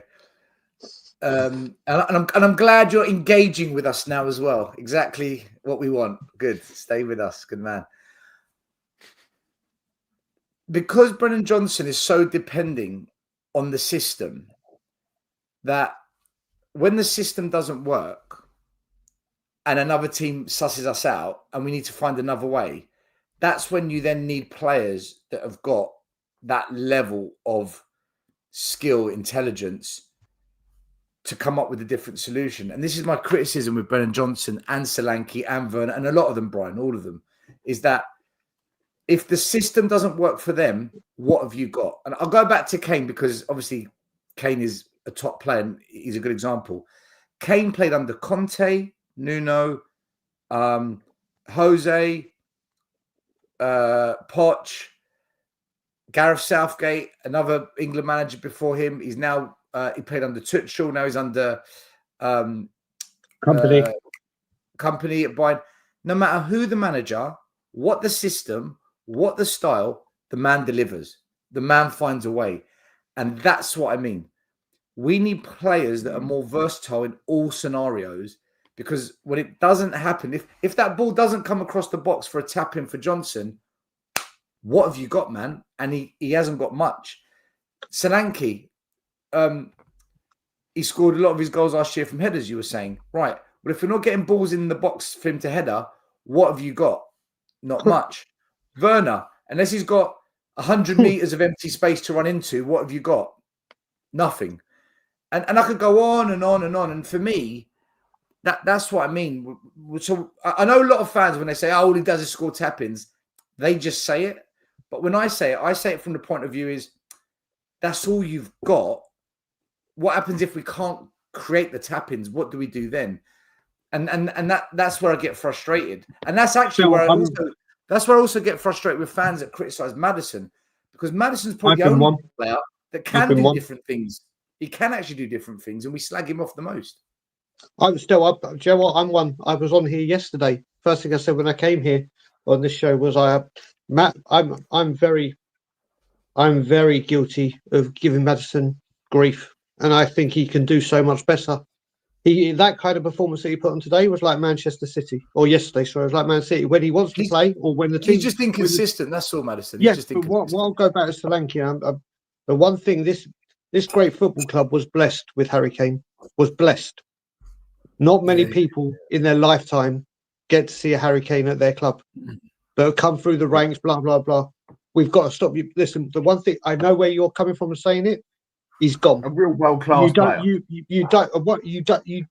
When you get rid of Harry Kane, especially with this board, you're not buying a Harry Kane. You're not buying anywhere near a Harry Kane. You're not getting close to a Harry Kane because we won't pay the fee. Brian, you mentioned Gyökeres, right? He's not Kane, but he's versatile as a forward. But we won't. That's the thing, still. But that's what we're saying. When we're talking about Solanke, we won't pay the wages. We won't pay the wages. So we've got the player. We've got the player that comes in and will do the job because Daniel Levy will pay the 90 grand wages, not the 150, the 200, the whatever. Solanke, we keep saying, listen, there is no more Harry Kane. He's gone. What I had someone saying to me yesterday, it was like, I'm like, Harry Kane used to make his own opportunities. He didn't need other people. When I said about service, I was like, Yes, but that's Harry He Kane. used to feed himself, didn't he? He used to Harry feed Kane himself. could do anything. Could do anything. Dominic's. We've got to stop thinking that every striker that comes in can all of a sudden do everything. Not a chance. Not a chance. That's football evolved. You're not going to find another one of him. And it's now we've got this striker, and it's trying to find the best for him. And we failed. Don't get me wrong. Solanke needs to improve, but still, you're right with that far post cross for Johnson or for Werner or whoever's on the wing is night and day. Anything like we had with AVB when we bought Soldado, who always plays in a 2, and he came and we said, right, play in a 1 and make space for the on-running wingers, on-running deep line in midfield. We bring players in and don't give them the tools that they need to be successful. All our goals yesterday had one thing in with common. What Tom just said, though, Stel, with what Tom just said, how are we even going to bring in players even close to that capability? I mean, Kane is just a one-off wonder, freak of nature in that aspect. A true world-class player, which is a name. That's why you have scouts. That's why you have recruitment officers. That's why you have people to do these jobs. Well, we don't have that still. We're just knocking our heads against the door. We know it's not going to happen. We know it's not going to happen. So what's the point in carrying on talking about? It's just a waste of breath. Right? But the thing is, okay, all right. Still, it goes for managers as well. I hate Ange. You've never been appointed. But who's the realistic appointment now? Who's going to want to come to Spurs of quality? Tommy, all right. Here's the thing, right? I don't know what Spurs are trying to be. I genuinely don't know what we're trying to be, right? We're definitely not trying to be a club that goes and buys the best on the highest wages and expensive transfers, right? We're not that. That's for sure. We're not a team that's Project Youth. I refuse to accept that, because if that was the case, we'd see at 5-0 up against Southampton, why not change the goalie with 30 minutes to go? Why not bring on Lancashire with 30 minutes to go? Why not give William Barnett a run out? Why not bring the young... Lancashire comes on with 8 minutes to go. Are we taking the piss? And we're talking about Project Youth. The game was over at 3-0. 5-0, their manager was sacked. He walked out at 4-0. Their fans walked out at 4-0. The game was over. Missed the fifth goal. He missed the fifth goal when he walked out. He walked out. So at half-time, if this is Project Youth, say, do you know what? We've won this. Let's give the kids a run out. Let's see what they got. Or let's weather the storm for 10 minutes in case Southampton mount a mini comeback, which they didn't. So, right, we've got a good 30 minutes plus 5 minutes of stoppage time. Play the kids. So it's not Project Youth. I'm not buying into this nonsense. This isn't Project Youth. So what is it then? I don't know what we are. For me, Tommy, tell me what we are. Then you know, right, this is the player you need to have, and this is the manager you need to have. Because when Ange came, it's a project. But then he says, oh, I want to challenge for the league in my second season. I want to win a trophy in my second season. That doesn't sound like a project to me. That sounds like win now. Then we get told, oh, the kids are going to come. That sounds like a Conte Mourinho sort of thing, doesn't it? A Conte Mourinho type of thing, but not being Conte Mourinho. Then we're told, oh, it's a youth project. It's a youth project. Well, Mikey Moore's gone missing. No word from the club whatsoever what's happened to this kid. Gray only plays in Europe, and so does Bergvall. And the only reason they played against Southampton is because we've got so many injuries and suspensions. He was forced to play them. It wasn't out of choice. I genuinely don't understand what Spurs are trying to do right now. Though. You've just answered your own question. You don't know who we are. So how do the players that are supposed to be coming in know who we are to be attracted to come to Spurs? How do the managers that are supposed to be attracted to Spurs come to Spurs? Look, Kane, we kept Kane hostage for 10 years. We put him on a 6-year contract. We kept him hostage on that 6-year contract. He put himself on a 6-year contract, Tom. His brother fucked him over with that. What I mean is, Tommy, if I look at Spurs, what I see is this. There's a nucleus we can build from, and there's some good players coming through the ranks now in the academy. We do have some good talent coming through now. I would have hired a Poch type manager that can develop youngsters and build that youthful team, then add a Van der Ven, add a Maddison, try and buy some players that are good, not elite, and bring the experience into we have to understand though, still, these weren't young players. from Burnley. The Vertongans and the Ericssons were from Ajax. These were scouted and recruited from the very best because we invested in quality directors of football, Tommy, like Paul Mitchell, Tommy, right? But Dele Alli Paul was Mitchell's from second AK season, Dons, right? Second season, he said his dream job had become a nightmare in his second season while he was still the director of football. Since 2016 on, Steve Hitchin, everything after that, they've been puppets. It's been Levy's philosophy. And this is his philosophy.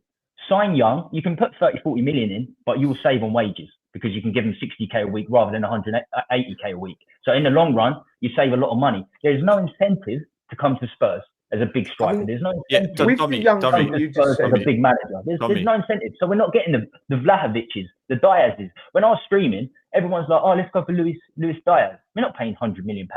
And he's wanted by Liverpool. You think we're getting Diaz? Let's be serious. Vlahovic, we're getting Vlahovic. What are these people talking about? And Stel, you've just answered your own question because you're saying, I don't know who we are. Nobody knows who we are. No quality player, manager is coming to us. And I'll tell you one more thing. Conte, the way Conte was treated by the fan base and his final interview, he's so highly respected by managers. So highly respected. So if you mess with Conte, you fuck with Conte, you fucking with 90% of the quality managers in the world. No manager's going to want to come here after this. That's why you're left with Ange. That's why you're left with Solanke. Because this is the only type of quality you're getting. No, I agree. I agree.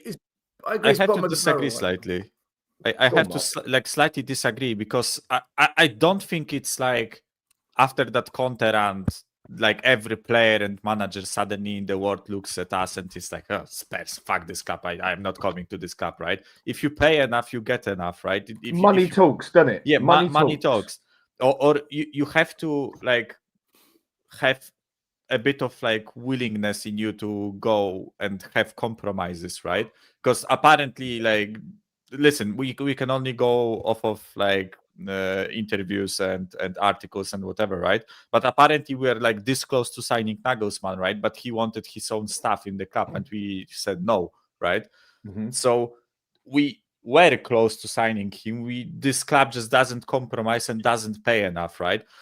Listen, I agree with you that I don't think those like elite players, like if Vlahovic were to change a club, right? He's not choosing us because going from Juventus to Tottenham is a step down, right? But I think we can easily attract players from clubs similar to us or a bit lower than us, right? If we pay enough money. I think this is the biggest issue. I will keep saying this, right? I feel like this club can do many things. It just chooses not to. Like it's a conscientious choice not to do certain things, right? I think Levy purposefully just doesn't spend enough money on transfers, doesn't spend enough money on wages, right? Because he doesn't want that pressure of, trying to achieve the greatest things, right? He's happy with top 4 and challenging for top 4. That's financially the most like reasonable choice for him to make, right? If you look at it, the difference between first and fourth place in Premier League is like £6 million, I think. I think it's £2 million every place down you go, right? I think it's like 100 like and something million. If I remember right. Yeah. Like winning Carabao Cup is like what, £500,000? Winning FA Cup is like £2 million, right? That's not financially a good choice if you look at it from his perspective, right? So he will always do like just barely enough to get us competitive for top 4, right?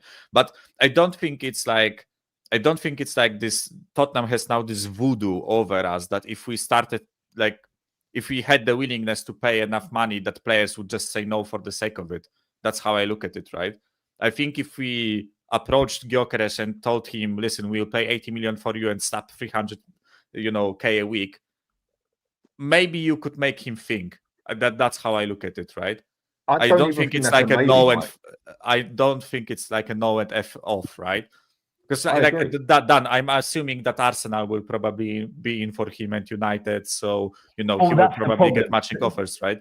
That's the problem. Yeah. That's the problem, Michael. If you've got options, if you have options, right, Spurs would be at the bottom of those options, and those strikers, those players will have better options. And that's one of the things. If they've got options, Spurs will be bottom of the list, and the best players in the world will have options. Yeah, but I get where you're coming from, but with this, I want to go to this one, what the fellas just said here. That's why I've kept it there in a second. I totally agree with what you're saying, Tom, but Mike is 100% right as well. As far as I'm concerned, the way I see it, yeah, I would say a majority of football players these days are mercenaries, same as the managers. They don't play because their heart is with the game. Yes, I'm not saying they don't love the game as such and playing football, but they don't play because their heart is with that club or game. Most of them are mercenaries these days. You slap the money down on the table and say, right, there's your money. That's what you wanted. Tell you what, there's another 20 grand, so you don't look at them. You get a lot more players. Money talks at the end of the day. I mean, how the hell do you think we got Conte?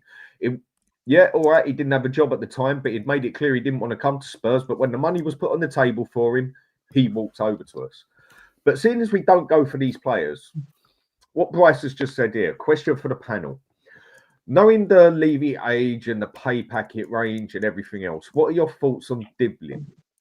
That would suit our sort of youth project if that was what we were actually doing, wasn't it? Because I think he's a good player. Listen, Southampton have done this for years and years and years and years and years and years and years, going all the way back to Shearer. Southampton's youth academy, throughout the time I've been alive and supporting Spurs, they have always brought through incredible young talent. And this kid is the real deal. He's the next one off the list. He would be great with us. But the thing is, the way he's performing, exactly what we were just saying with Michael and yourself and Tommy, there will be bigger teams that will come in and offer him more than we can do. You look at it, you sometimes think, like with Lucas Bergvall, I think Bergvall might have chosen Spurs over Barca because he thought he might get more game time. And even the players that come to us now because they think they're going to get more game time aren't getting the game time. I think Diblin is an absolutely wonderful prospect. He was the ray of light for them yesterday. Stood out like a sore thumb for them. He is a tremendous prospect. Is he actually English or is he home? Because England. Yeah, he's okay, brilliant. Because England have got a future star there. I think he's the next one that's going to do very, very. Put it this way, I think he's going to be a million times better than Walcott. And Walcott was the next big thing. He is a hot prospect. I think he's going to be sensational. But he would be perfect for us. But it ain't happening. Perfect for us. No, I think he would be a good idea, definitely. But at the moment, we need players who can do it now more than anything. That was the mistake we made on the transfer window. We basically got a player for the first 11. So that's one player we've had in that first 11 for nearly 2 years. And then we went and bought youth players and didn't back it up and don't even play them on the system. I don't mind youth play. Listen, for me, when Conte not when they do it in content, not when they get you the players for your team as well. There's nothing wrong with youth players, but you've got to get the players for the 11 as well. Yeah, but right. When the whole Conte thing collapsed and the fans were ENIC out, Levy out, and then Levy said, right, he's got to do something to fix this. And Ryan Mason came out and said, we've lost our ways, we've stopped being Tottenham, blah, blah, blah. And then we signed Ange, we had a half-decent pre-season, and then Levy came out with that dumbass, we've got our Tottenham back. And everyone's like, well done, Daniel, that bollocks, right? What we should have done, if we're going to start signing youngsters, is say, let's bring in a manager that can develop young players. That's why I mentioned a Poch, because Poch developed Kyle Walker. He progressed Danny Rose. He progressed Dele Alli. He progressed Harry Kane. He had a record of actually showing to us he can develop younger talent into better players. Bring in a manager like that. Postecoglou got sacked as the Australian youth coach. He ended up in the Greek third division and managing a team called Zebras in Melbourne as a coach. He was a joke as a youth coach. Okay. He's had some managerial success, but as a youth coach, there's nothing special about him. And you look at Pochettino's playing career, the level Poch played at as well. He's got experience at the top level playing for Argentina, PSG. He's got something about him which helped him become a better coach. So for me, if we're going to bring in youngsters and we're going to be more of a youth project, I've got nothing against it. But then Tell us that's what we're going to do, so I can bite my lip for 3 years and wait for 3 years until we become Ajax, and bring in a coach that actually develops youngsters. Who has Ange developed at Tottenham? What player has Ange taken and you think, wow, what a great job? The only ones who you can say have genuinely improved, I would say, is Johnson and... Johnson's a better football player or a better goal scorer in this system? He's a better goal scorer in the system. So I'd say that's how he's improved. He's I'd say that's how he's the system. I'll make you right, but I said improved. And I'd say the other one that's improved is Kulu, and that's only because you're playing him in the right position. Right, apart from that, I think every other player has gone backwards. And this is what we need. If you're going to bring in all these youngsters, and you're going to bring in all these, you know, even young football players like Van der Ven's coming young, Odebert's coming young. You need someone that's going to genuinely develop their game and make them into top players that can develop the next Eriksen, that can develop the next Wanyama, the next Vertonghen. And this is where I'm struggling with us talking about youngsters. Or there is one more option, right? If Ange doesn't want to like spend his time on developing the youth, right? Then employ coaches that will do it for him, right? Yes. Because you said it, Stel, right? It doesn't have to be Ange himself, right? But it's about like gathering a team that does, you know, the development, the tactical side, you know, everything, right? If Ange wants to focus on like employing the system, telling those players how the system works and teaching them like attacking shit and all that stuff, right? Then, okay, he can focus on that, right? But then why do we have Jedinak and Mason and other guys, right, who don't have that? Listen, I'm not saying they are bad, right? I don't know if they coach youth well or not, right? I don't know, but based on what I can see, they don't have the pedigree from previous clubs, right? Because most of the time this is their first like big job at our club, right? And I'm not really seeing the products of their labor on the pitch, right? I listen. I don't think our youngsters are necessarily like trash, right? I don't think Bergvall. We've got good youngsters at the club, Michael. Yeah. We've got good youngsters at the club. Yeah, I'm not even talking about like under 21s and under 18s. I'm talking about the guys that are in the squad, right? Like Pape Sarr and Bergvall and Gray. I think they are like quite tidy footballers. They aren't like, you know, Lamine Yamal level. Of course they aren't, right? But I think they are quite okay. But it takes a lot of work to bring them from that level to actually like being capable to start for us, right? Because the gap they have to breach, especially like Bergvall and Gray, it's still a big gap, right? It still will take them a long time to, like, for Bergvall to displace Maddison and for Gray to displace whichever position you choose, right? Because I don't know who is he supposed to replace, but you know. Can I take devil's advocate a second? Yeah. Of course you can. So you're usually good at that. We say Ange hasn't developed players. I'm his biggest critic, but Sarr, teenager. Udogie, teenager. Udogie's gone backwards, mate. Van der Ven, 21. Yeah, but he is playing young players. He definitely is playing young players. No, we're saying develop, like progress them. Wait. Do you expect a whole 11-a-side team to be 18, 19-year-olds? Do you think that's... I don't know what we're expecting. The reality is Archie Gray's not good enough. Doesn't matter what age he is, he's not good enough. We don't know that. They're not good enough. They're not good enough. They had one season at Leeds, and apparently they're going to be in centre mid in the Premier League and fighting for top four. All right, Tommy. Oh, hold on. Archie Gray is not good enough right now. Let's say I agree. But can a coach take what Archie Gray can do and develop him to be good enough? Is that possible? But is that Ange's job? Do you think Ange is 60 years old? Do you think he's interested in what the quality that Spurs have in 10 years in producing these players? Do you think that he has? My question is, we've got to look at things from the manager's perspective, not Spurs' perspective. Romantically, we want young players to be great in the future, but Ange's perspective, he's 60 years old. He's probably got 2 or 3 years left. Do you think he cares about developing a player that could be good in 8 years? That's not my question, Tommy. That's not my question. My question is, can Archie Gray be coached to become a good top player at this level? It probably can, but I don't think he's going to be first team every week.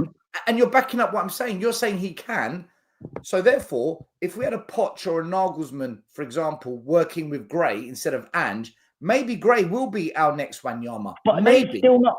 But Pochettino still had players in their mid-20s playing with them at the time to learn from. The youngsters were learning from these experienced players. We've got no players to learn from. We've got no leaders. You have to have a balance. Part of it. Tommy, that's part of it. I agree. That is part of it. I get where you're coming. Yeah. But the coach... We're getting... Pochettino's quality of player was different. He was getting youngsters from Ajax. He was getting Vertonghen's, Alderweirelds, Eriksen's. They were from the best youth academies in the world. They really, really were. Yeah, Tommy, but also we got Dele Alli from MK Dons, right? And Walker from Hull City. And was it Hull City? Sheffield, yeah.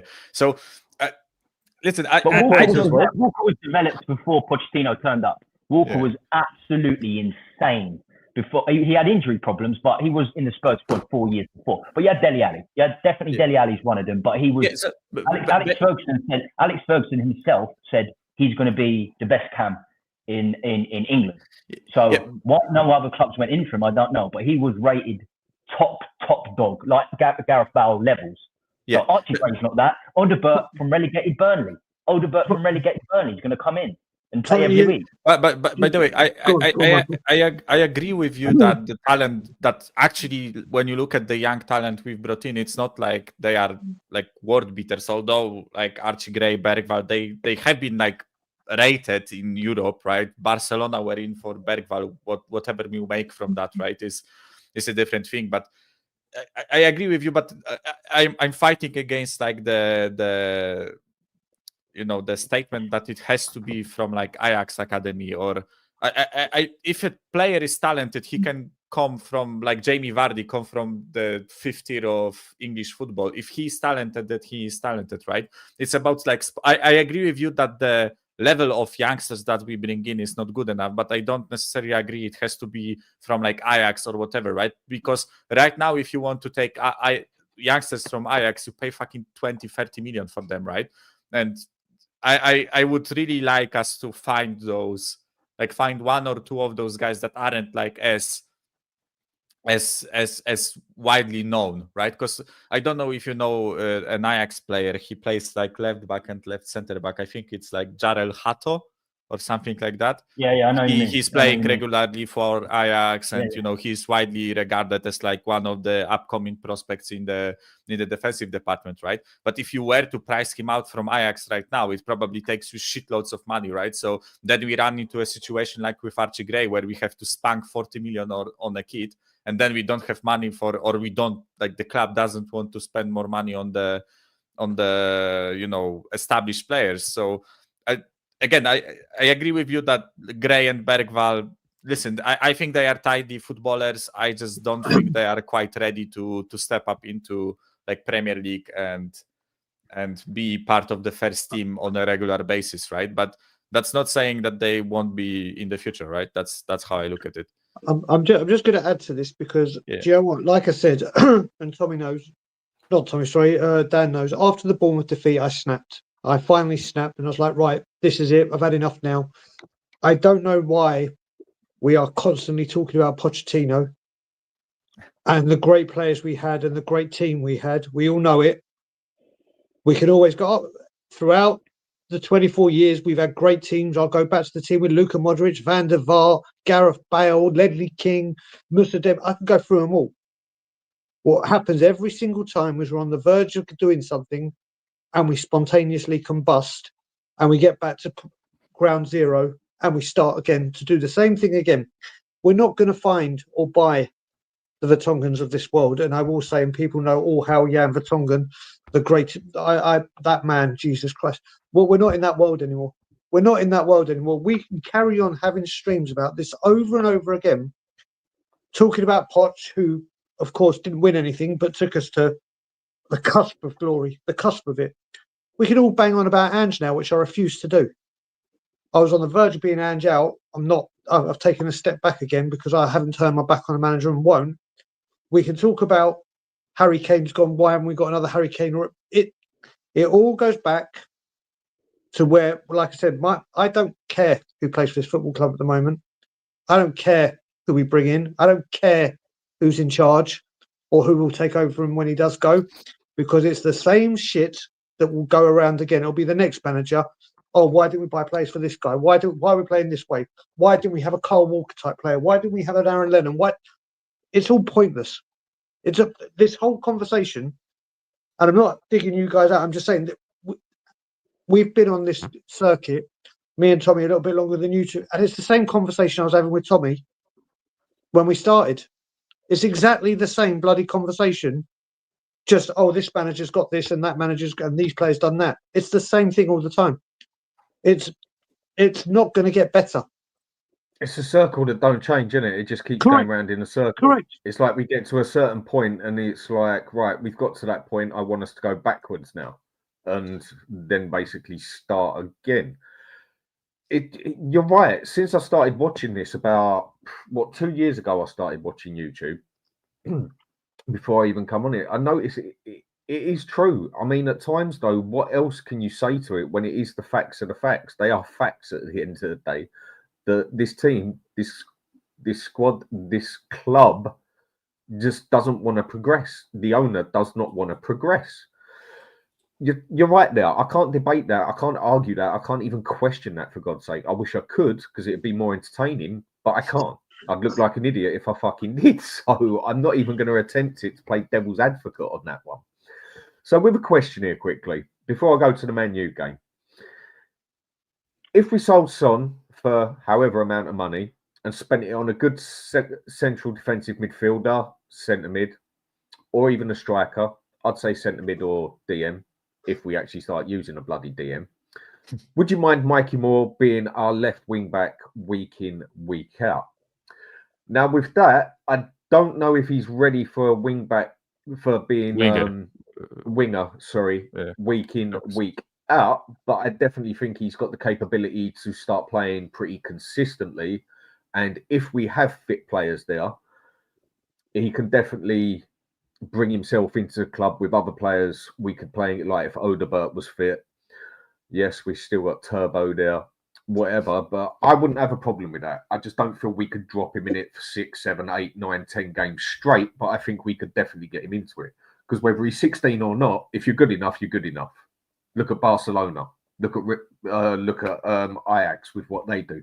If you're good enough, you're good enough is the way I see it. What about you three? I will say don't expect to see Mikey Moore for a little while.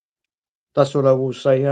Don't expect to see him. Listen, we just had the conversation about 20 minutes ago about Dibbling. Southampton have said, right, you're good enough, play. We know what Mikey Moore is capable of. We know how special from what we've been seeing. And you know what was refreshing? The hype for Mikey Moore has been very, very big from Spurs fans.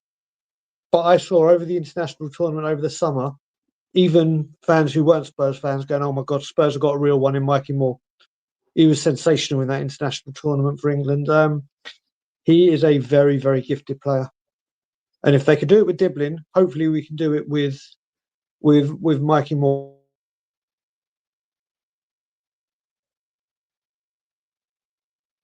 I think you froze there, Brian. Yeah, I think you froze. Yes, he did. So go on, you two. What's your opinion on that one? Brian can come back to that when he comes back on. Yeah, go on, Tommy. So the Mikey Moore thing is just the same conversation. I mean, the reason the reason why I mentioned that Gray and that couldn't be good enough is simply because I don't think Ange should be judged on whether he gets Gray into the first team or Odegaard into the first team, because I think they were signed from average clubs, and there's no sign that Moore might get over Brennan Johnson or Richarlison. And if he doesn't, it's because clearly they're not good enough. And there's no chance Gray's getting in front of Sarr, Kulusevski, and Bissouma. I don't think that's going to happen. And I don't think Ange should be judged negatively on that. It's not whether they might be good enough in the future, but we shouldn't be judging Ange on that. And he's playing youngsters. Look, Sarr's in there, Johnson's in there, Udogie's in there. So we have got a very, very young team. If you look at average age, we've got a very, very young team. My judgment on Ange is not based on how many young players he gets. It's his tactics in game, and they're not good enough. So that's the reason I mentioned, look, there's more chance that the players will be able to get into the first team straight away if you're coming from Ajax Academy, or of course, there's no definitive of you all getting a team.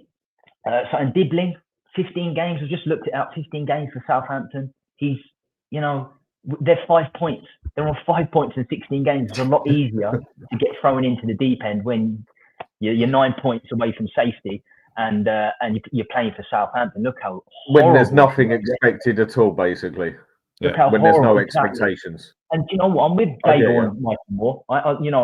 When I saw him in the summer, and I've got a good mate called Toby who watches the under 18s, and he said this boy is something special. And my mate, this Toby chap that goes to the under 18 games quite a lot at Hotspur Way. He's someone I actually really trust. He doesn't get too carried away. It takes him a lot to get carried away with things. So if he's saying it doesn't mean for definite he's going to be a great player. But there is something special there. Out of the youth academy, he's probably the one with the highest chance in the last few years. So things are looking up for Mikey Moore. One of the things we always get wrong is our loan moves. The decision of the clubs that we loan players. A lot of them don't go right, do they? The loans. Yeah. You're right there. A lot of them do not seem to go right, do they? Yeah, poor choices. They're too high up or they're too low down. And a lot of them never get first team. They just never get in the first team. It's just we make poor decisions. Really, you should start off League One. Teams in the top half of League One, start from there, the 17-year-olds, and go from there. Straight into the Championship. Championship is a competitive league now. The average wage is like 40k a week there. It is a competitive league. So maybe it's a hard league. Yeah. I also made that point with Championship, right? That I think Championship is that really effed up place where you cannot really loan a 17-year-old to a top 10 club, right? Because they really want to fight for that playoff spot or that automatic promotion, right? So they won't bank their hopes of promotion on a 17-year-old from a club from Premier League, right? If you they would rather probably bank it on a senior player. Of course, I'm not talking about some situations where a 17-year-old is better than any player they have, right? That's different thing, right? And if you loan a player to a bottom half of the Championship, guys fighting for to stay up, they also kind of probably would prefer to use their own players, use their own senior veterans of Championship rather than a kid who is prone to making mistakes. When Plymouth plays against Cardiff, right? Both those teams are in the bottom half of the table, right? If a 17-year-old from Spurs makes a mistake and they lose a home game to Cardiff 1-0, right? That's done. It's literally 3 points there makes or breaks your season, right? So I think Championship is a really tough league to loan players to, right? And that's why I made the point that. And listen, I have evidence with Ashley Phillips, who just recently started getting into the team, he hasn't got into the team right? much, has he? He hasn't got many games behind him. Yeah, especially at the beginning of the season. I think they had a managerial change. Someone can correct me on that, but I think ever since they changed the manager, he actually started getting some game time, right? But it's he gets games quite regularly, but not a huge amount of them. And then I look at Alfie Devine and Vuskovic, who are in the Belgian league, right? And they are getting minutes every single game because the team they are at, it's a mid-table Belgian team. They don't fight for the title. They don't fight for relegation. They can actually use those players, and those players are actually on the same level or better than what they have, right? So Vuskovic, guys, he's getting time, 90 minutes every single week. When they go to Germany. Yeah.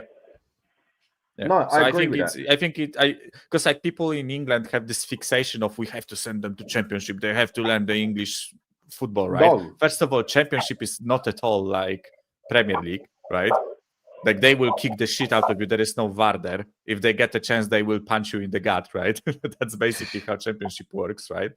But I think there is this fixation on going to Championship, and I think plenty of Premier League clubs just send their youngsters to Championship, and they just disappear there. Some of those guys, right? Some of the talented players that are raved about in under 16s, under 18s, then they get a loan to fucking Bristol City or Stoke or some other club, and then they disappear there, right? It's true. If you're going to put them on loan, they need to get game time, and the best places I think you can send them are, like you said, either Belgium, maybe the French league, and the German league is the one that is definitely known for bringing out the youth players as such. So, with just a quick question here, I have a question for you.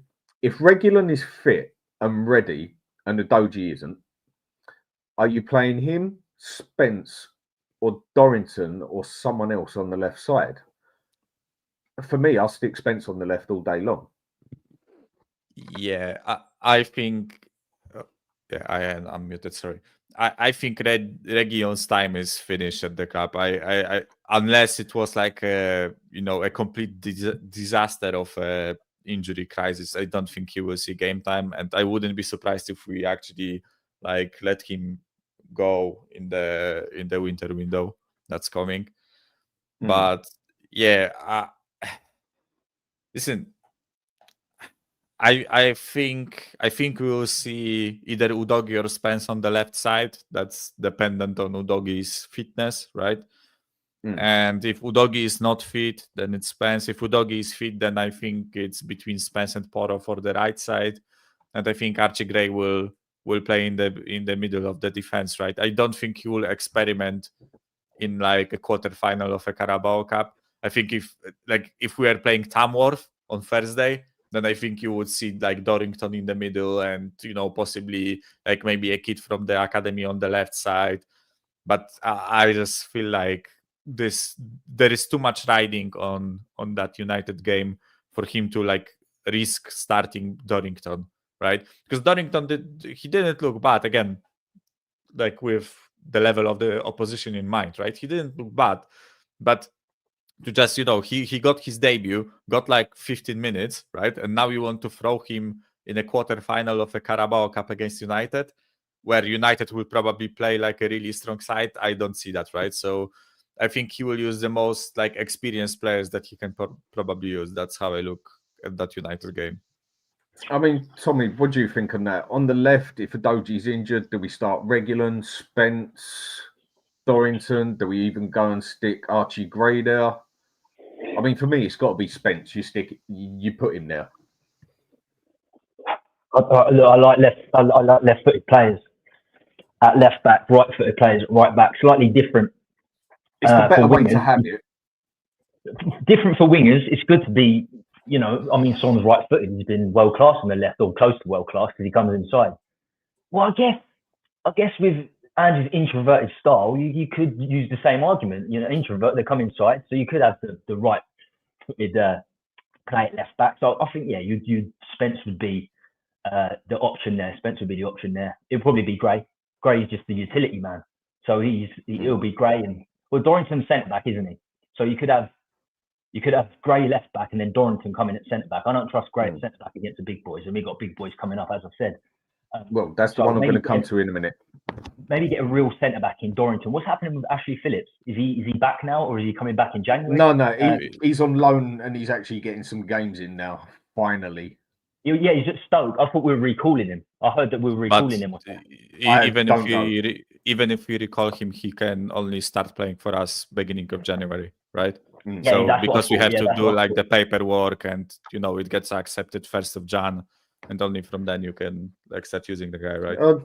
A quick answer here to JJJ. No one is arguing Levy needs to go, mate, because there's nothing to fucking argue about it. He needs to go, and we all know it. So what's the point on going on about it?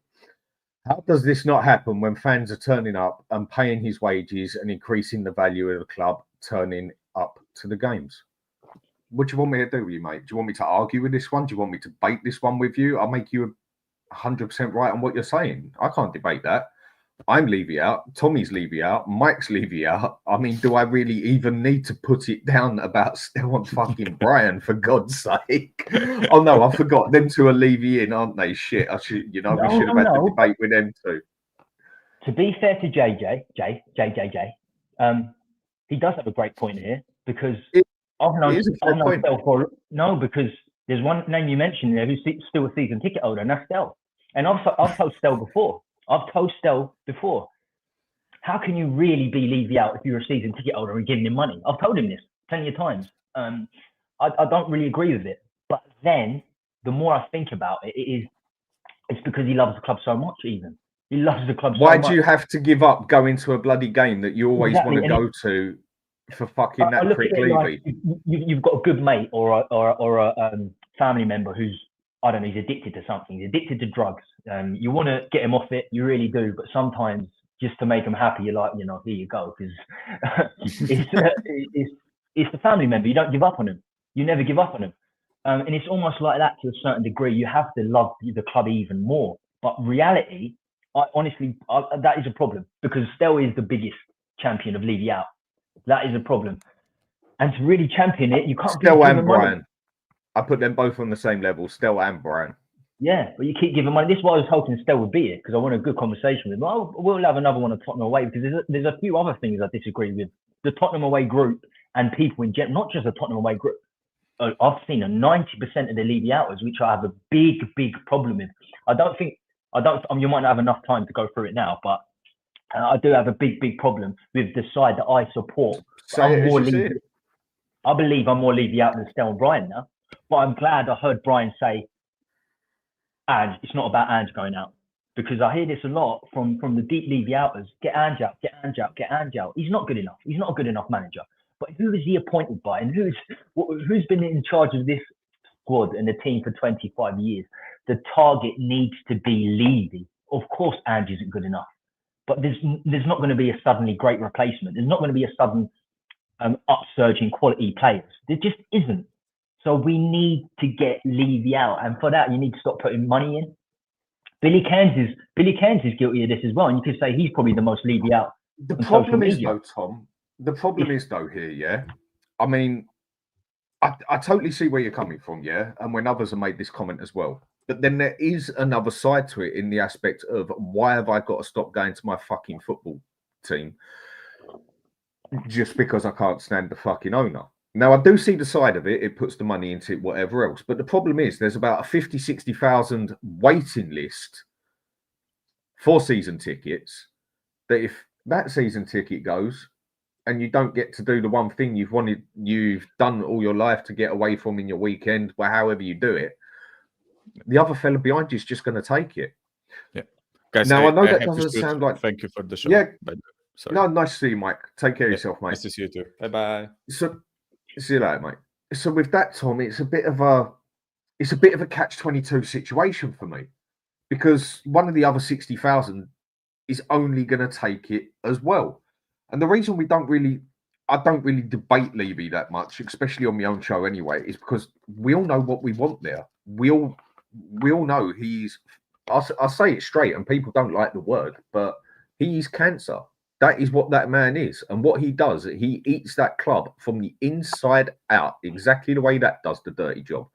I know that sounds like a bit of a nasty thing to say and way to put it, but trust me, seen it firsthand and everything, that is what he does with the club. But we all know that. What is there really to debate with 5 people on a show that Levy out to the bone, basically? The reason Ange is getting so much question is because we've just seen no improvement in 18 months, gone downhill significantly since the first 10 games. And that is why the man is getting questioned consistently. We know who employed him. We know where it comes down to. We know where the staff room, boardroom, everything comes from. It's right at the top. But when your manager's not doing the job...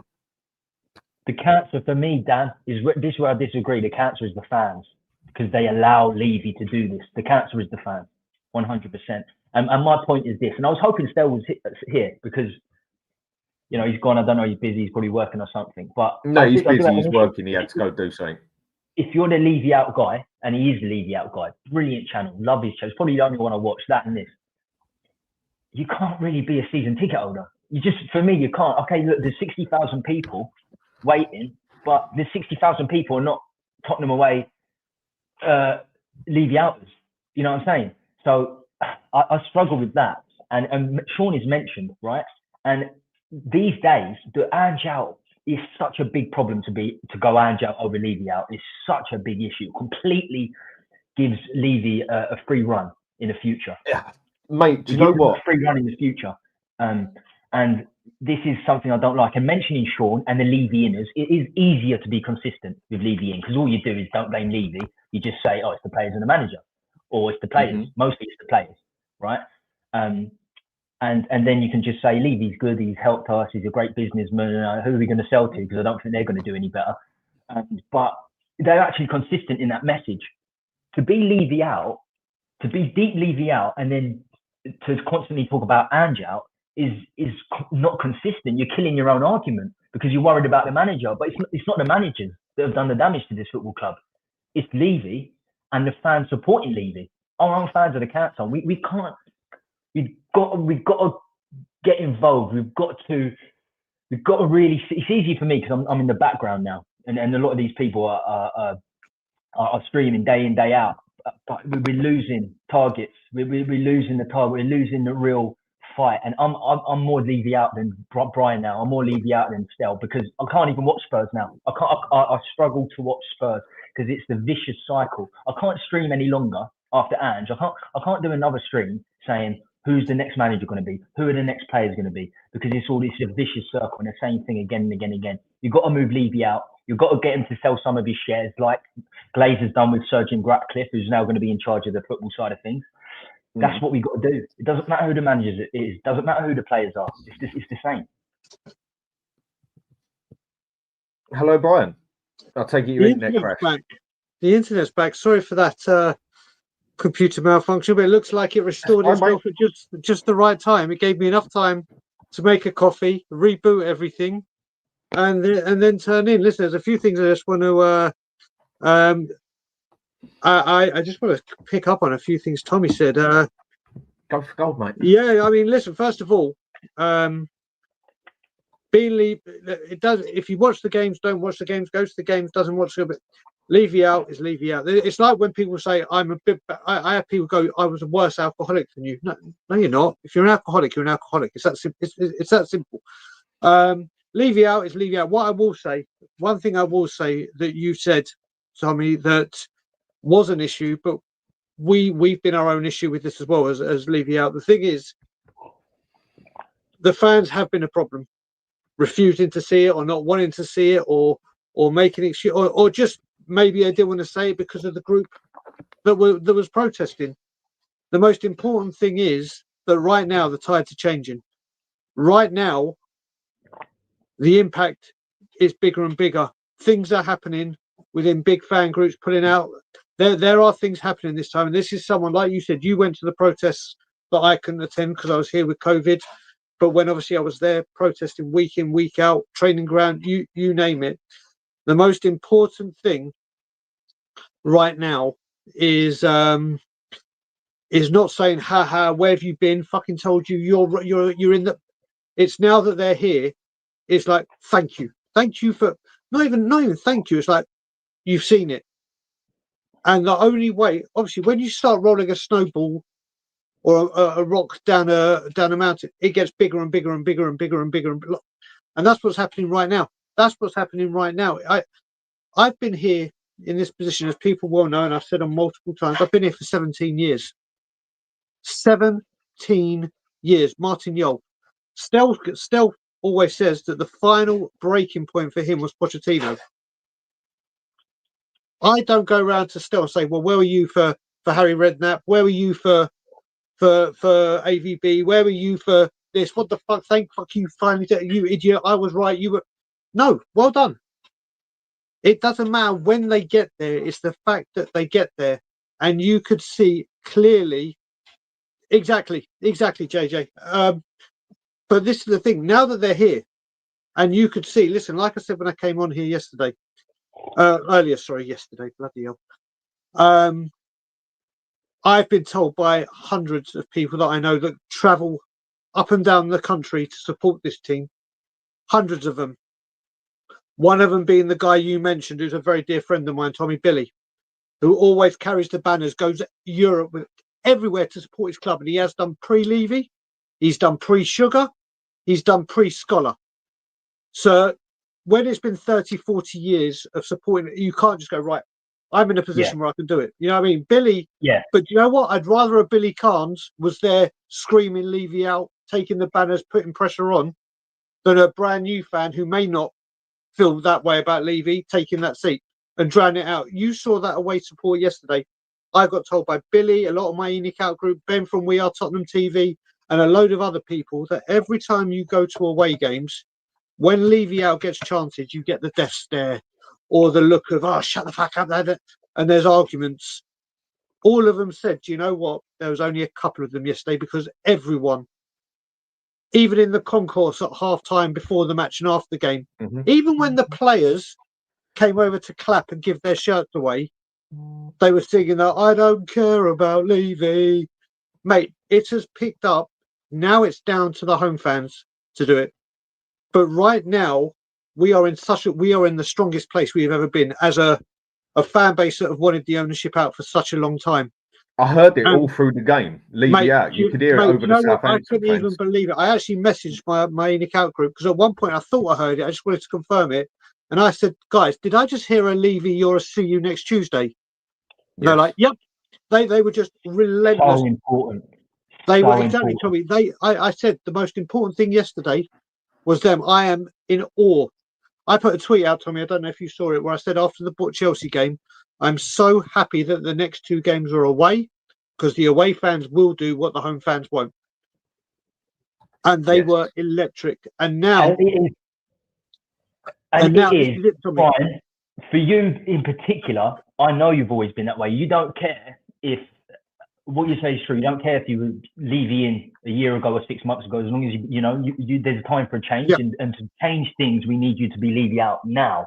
And I know that, given how long we streamed together, and still you're optimistic. You're optimistic of this. We can get Levy out, and it was fantastic to hear the away fans yesterday. And this is why I disagree with JJ on 12:58. I agree with him, and then I completely disagree with him in his message 12:58. Guys, protests do nothing. Levy only understands money. You need to damage the business. That's false, because as I said, the Glazers went out for deep protests. They went out for deep protests from Man United. Yeah, they had to get into the biggest game of the season, and no one wants violence, but they got in. They postponed the game against Liverpool. They made a difference. Protest really happens. Look at the what was the European Super League? What was that called? ESL? Was it ESL? Whatever it was called. Yeah. It was basically 2 days. That was brought forward within 2 days. Fans combined. The protest killed it, destroyed it in 2 days. We thought this was a thing. Everyone was losing their shit. It was destroyed through protest. The only other time, Brian, I don't know if you was here at the time, but if he was in Britain, David would have been there 100%. But I was at the Man United game before before Nuno got sacked. The night before, I was in the stadium. Right, so me and you were both there, and that's the first time I ever heard it reverberate. Levy out. You had 100 people, then you had 500, then you had 1,000, then you had at least a third of the 60,000 there. Levy out. I've never heard it, and the people on the TV watching on the TV said we never heard it that loud. Next day, he made a decision. Nuno's gone. Next day, he's never made a decision that quick after 10 games. Never made a decision that quick. The first time I really heard Levy out, he made a decision. It's not only money, and the fans are money. So you piss the fans off, fans are money. And the second time was on social media. Social media is the power in the world now. It's the power tool in the world now in 2024. Protests online make a difference as well. The only time I've seen Levy out trending was Pedro Porro. We had Emerson Royal at the time. We were chasing him for a month. It looked like the deal was off. We tried to get the price down a little bit. It looked like the deal was off. And the fans were not having it. Levy out. Next day, flies to Portugal. Never done that before. Gets the deal done. So the 2 times I've heard the deepest Levy out online and at the stadium. The next day, Levy has done something. I'm sorry. Protests absolutely work. I agree. With what you said there, Tom, I'll pick up on the bit you said there. I've been saying this to a couple of people on here for about 2 weeks now, For me, the protests do something. Yes, it depends on how you go about it. And the way I put it is the nice way doesn't always get things done. I'm sure everyone knows where I'm going with that. I won't go into detail, but the nice way doesn't always work. Social media, for me, bar religion and money, social media for me is one of the most powerful things on this planet now. And I don't think some people actually realize how powerful social media is. I mean, Donald Trump just won the election, and you can put a lot of it, through his words, was down to social media support he got. Social media is so powerful. So if so many people, powerful. Sorry, I'll go after you. Sorry, brother. Sorry. If so many people want this "see you next Thursday" out of this club, which we do, why can't the channels start working together? Even the ones that don't like each other but have got the same attitude. I'm not going to bring up names, but I think a fair few people know who's who and that.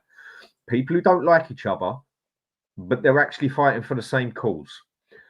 Is it just maybe that it's time to put a few things aside and actually try and work together to try and get something out of this? Because like you said, Brian, and like Stel has said as well, you were the first two who basically brought it up. Then a lot of other people brought it up as well. Levy is in this situation at the moment where he is pretty much fucked if he does and fucked if he doesn't, which is a brilliant situation to see him in. Just as an answer to a couple of things on the side, the reason Ange keeps getting spoke about is because he's just not a good manager, in my opinion, and a lot of others. Get a better manager on there, you will get better results. But any manager that comes up in this club is pretty much fucked from day one because of Daniel Levy. We know that. But Ange is just not good enough as a manager. But with Levy, if people started actually working together properly, surely we could get something working better for this. How many people watch social media, watch these channels, other channels and everything now? Channels that have got over 300,000 subscribers. Smaller channels like mine that have got nearly 4,000. Big channels like yours, like Stel's, like Saba. Even Jacob in America, who's got nearly 6,000, yeah? Who's also very much a Levy out person. You can even, look, I'll even say another name, yeah? Even Hotspur Hippie don't fucking like Daniel Levy. But my point is, whether you like each other or not, whether you like them or not or whatever, it's still the same view at the end of the day, and everybody wants the same thing. So isn't it about time that it's time to put a few personal things aside and we work together? Is that even capable? Dan, it should be. And I will say I got a message yesterday saying, Brian, check out Last Word on Spurs, because the lads on there were even bigging up the protest and giving it mass publicity, saying where it was. As well. So listen, I don't get into these shows, but what I will say, you bring up the American election and social media, or any election or anything. The difference with that is that goes on in America, and everyone has the right to vote. So you've got millions and millions and millions that can vote wherever they are and do whatever they want. Mm-hmm. What we have a problem with, and what needs to happen, is a lot of people now are talking the talk. Will they walk the walk? Now, the big difference you have with that and America and stuff like that is, whereas America in the elections, you're talking about hundreds of millions, we're now narrowing this pool down to 62,500 people, or people that can get to London and get to the stadium who feel that way. So now it's all well and good. There can be people. I'm just looking. We've got Scott M here, who's in Canada, like myself. You've got Kudos, I can see watching, who's in Australia, and probably if Bryce is still here. You've got people from all different parts of the world that feel this way that we do, and walk the walk and would talk. Walk the walk and would talk the talk if they were in England and they were going to the match. How many? You've got to remember, 62,500 people. Let's take away, let's just say 10 for easy. Just that's 52,500 people. Let's just say 50,000. How many of those 50,000 are prepared to back it up when they're in the stadium? Because I'm getting sick and tired of people on YouTube channels, people on social media calling people out for not attending protests, when a lot of the people that are saying it don't even live in the country. And if they did live in the country, they would be there. They would lend their support. They would go to the ground. They would, if they could get there. The onus right now, as much as it is, and big up to Danny in Holland, the onus is on the 50,000 we've just said, the match day going fan, to say, and this protest that I know it's starting I think it's starting at 2 or 3 o'clock. It's not going to be like we were doing it from like 10 a.m. to 2 p.m. or 4. It's going to be like a concise 1 hour, hour and a half. Get there. You don't need to stay there for 4 hours. Are you going to stand up and protest outside and show that the numbers are there? And then inside the stadium, are you going to be as passionate as the away fans were? And that's what it comes down to, because there's a lot of people talking the talk or walking the walk right now. And now it comes down to, will you talk the talk? And I have to say, it looks like Ian and I are in the same office. It does actually, doesn't it? It's like it literally does look like we're at opposite ends of the room. We're not. But yeah, that's what it comes down to. Listen, talk. It's brilliant. The away fans, like I said yesterday, I bloody well salute you. You were incredible, and we all knew the away fans would do it and give them the pressure and the heat that he richly deserves. On Peacock TV, on the American one, they were talking about it a hell of a lot, Brian, through the game. Because and in England they weren't at all. And in England, can I just say one more bit on this whole Levy thing? I know Ian wants to come in, but just really quickly. So this is the difference between me and Brian. Brian is optimistic that this will stay, that we can do it. The fans will finally rise in this situation, and I love the fact that the away fans are screaming. I just don't see the consistency. We've got big games coming up. Liverpool, Man United. We beat Man United. I tell you now, my opinion. We beat Man United. That's it. The Levy out goes. We lose 60%. We're one game away. We lose 60%, 70%, because it's happened time and time and time again. We've got the geezer, Richard Cracknell. They do it because they follow the narrative. The current narrative this week is Levy out. So Richard Cracknell put a message in Twitter. I'm going to go up to, with the queue, the Levy out queue, I'm actually going to go up to them and say something this time. And I said at the time, we beat Leeds the following week, all of that will be gone. This is the last game of the season a couple of years back when we weren't fighting for anything. I think we finished 8th. Nothing. We got nothing after that. There was absolutely nothing. We've got to go deep Levy out if we're third, if we're chasing the title. We're 10th. We're 10th or 11th. Regardless of a victory against Man United or Liverpool, we've got big games coming up. Arsenal, we need to go deep Levy out to the extent where we don't even care about who the manager is. Ange is not a good manager, but we don't care because there's one guy appointing these managers, directors of footballs and players. There's one man that signs off on all of it, and it's Daniel Levy. And he has to go. He has to go, but we need to be consistent. We know how it's done. Dan knows how it's done. Ian knows what we've got to do. Dave knows what we've got to do. The difference is Brian's optimistic that we can carry it on. I've got no optimism whatsoever that the fans will carry on with this. I really don't. It hurts to say so, but I don't see. I mean, I just quickly say, then I will let in speak. I just want to say one sentence. It's not even optimism. I have said, and I stand by everything I say when I've said anything about Levy out. I will never give up fighting until I draw my last breath. If it took 5, 10, 15, 20, 25, 30 years, I don't care how long it takes. I will never, ever stop. Like I said, I walked out of the Manchester United 2-2 after the 6-1 beating to Newcastle when we had a protest outside in the pouring rain. And as I walked out, I said, I am not stepping foot in this stadium until he's gone. I was back in November and was given free tickets to go into Ipswich. And I was like, nope, not a goddamn, I won't even go in there for free. I won't even go in there if you pay me. But I will never, ever, put it this way, I'm back in April. And if the protests aren't going on in April, I will be at the Nottingham Forest home game, not going into the stadium because I refuse to. I will be out there by myself if I have to, by myself in the usual spot and literally stand in their protest. I don't care if it's a 1-man protest. I don't care if it's a 20-man protest. I don't care if it's a 10,000-man protest. I will never, ever stop. And actions speak louder than words, right? And Brian Daigle, I'm not just bigging him up because I've known Daigle for a long time, but oh my God, actions speak louder than words. He's consistent with this. During the transfer window a couple of years back when he was here in Britain, every day, transfer window, Levy out. Sometimes I think he was the only one there. There was a couple of people. This guy is the most consistent. This guy is the most consistent. And to be that consistent, you have to be optimistic, I guess. And that was when, you know, everyone knows Daigle lives in Toronto. He's got so many friends. He made so many friends within the Spurs community. He could go off and just be with his family and be with his friends all day, but he doesn't. He still chooses to go to the Hotspur way when nobody else is there. So actions speak louder than words. And this guy is. I would love Levy to go out. I don't know what Daigle would do. I don't know what sort of celebration you'd organise. But yeah, Yeah, he doesn't just talk about it, Brian. He just doesn't just talk about it. He does it. Ian, Right. I'm just going to stop Ian. you one thing there, because there is one thing that Scott M's just brought up that I have to address, and I'm going to address it quickly. That Kulusevski song that people say, I don't like it. I wanted to change the last line to all he thinks about is making money, but it's wrong. That Kulusevski line has to stay because it's got a player's name in it. Every time Kulu does something good now, the Kulu ABBA song has gone. It's gone.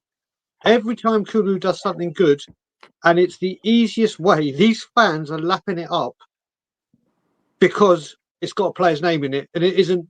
Yes, we all know where it's directed, but there are so many more people singing it. You hear how many times they tried to get the Levy out chant going.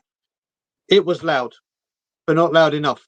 It went on for a while. It goes on for about 3 or 4 rounds. We want Levy out, so we want Levy out. And after 2 or 3 rounds, it's done.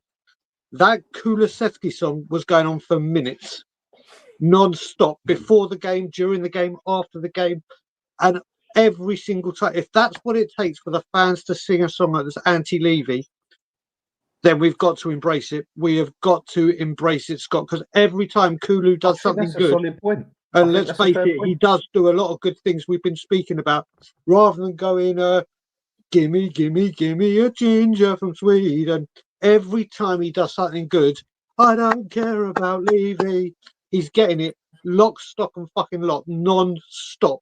And if that's what it takes, even though I think the song should be more about, if that's what it takes, then so fucking be it. So fucking be it. Sorry, and I'll let you speak now.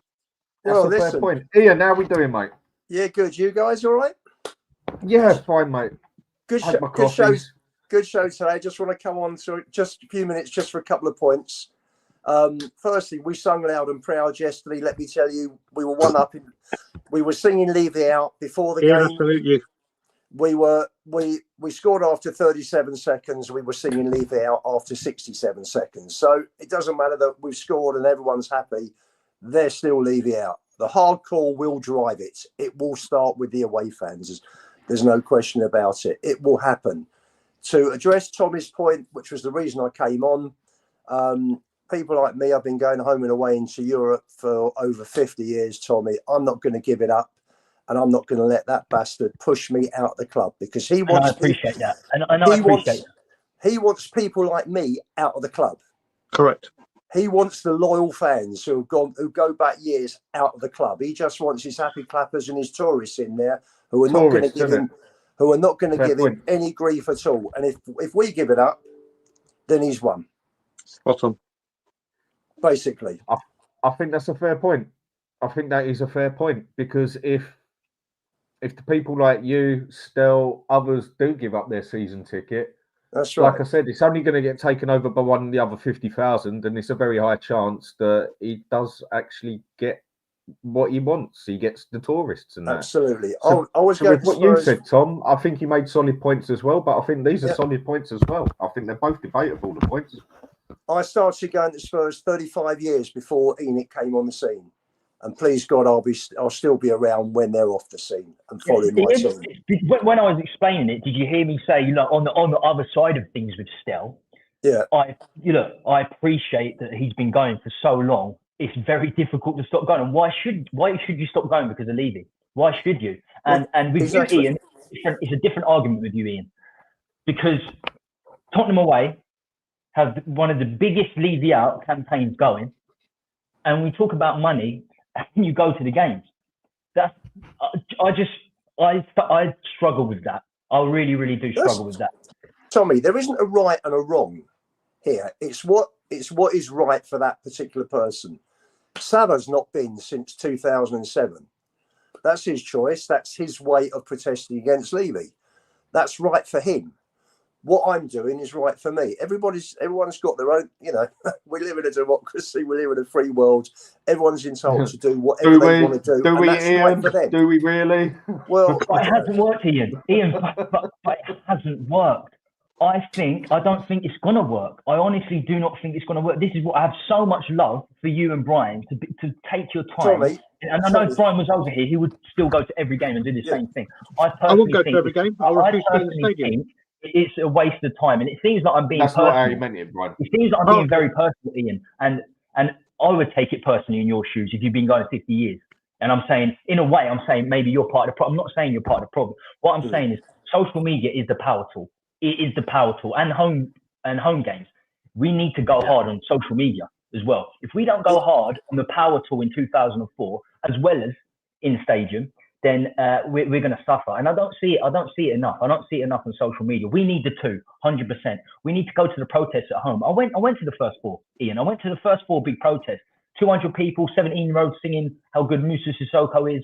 The second one, we had Tottenham Hotspur supporters group handing out leaflets. I was like, that was their effort to get Levy out. A couple of 17-year-olds giving out leaflets.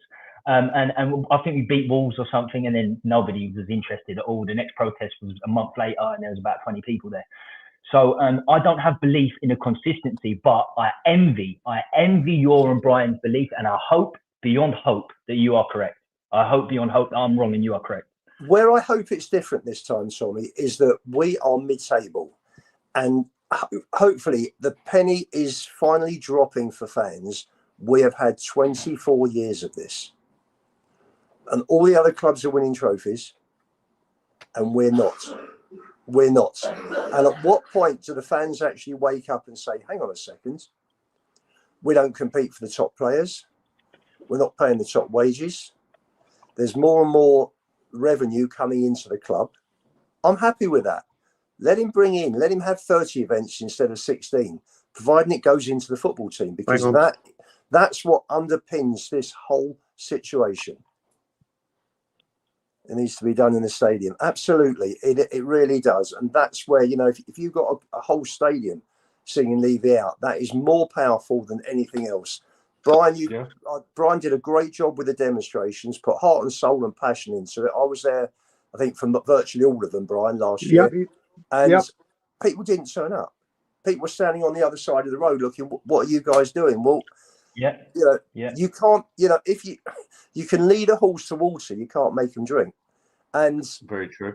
These people they're just not clued in. It's like, you can't help someone who don't want to help themselves, can you? You can't. But sooner or later, we've been sliding down the table. Well, we haven't really got going this season, have we? It's been the odd result, and then we lose, then we win again, then we lose, isn't it? We haven't got going properly.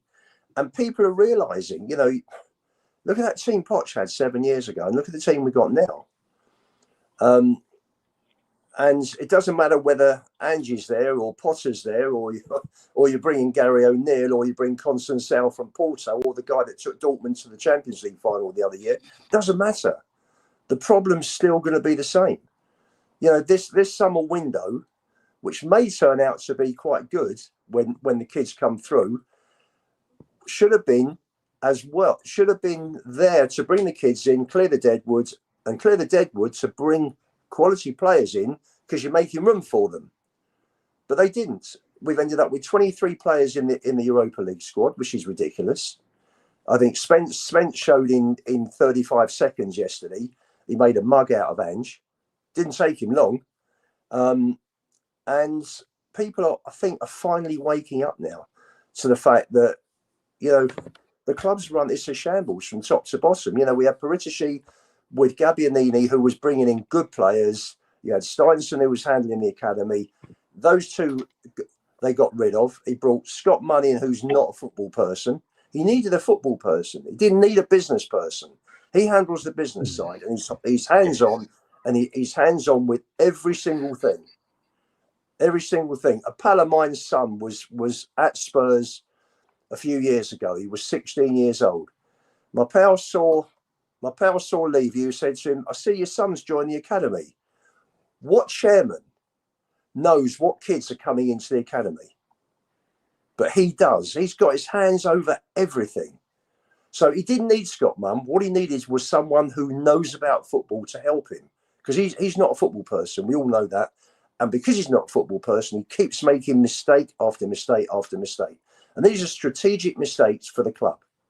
And it's costing the club an absolute fortune, because you're not bringing in the right players. So you're wasting a lot of money on players. He's He's now losing big money. He lost big money on the Celso, lost big money on Sanchez, lost big money on Ndombele. So it's costing the club a lot of money. You know, as well as where are the naming rights?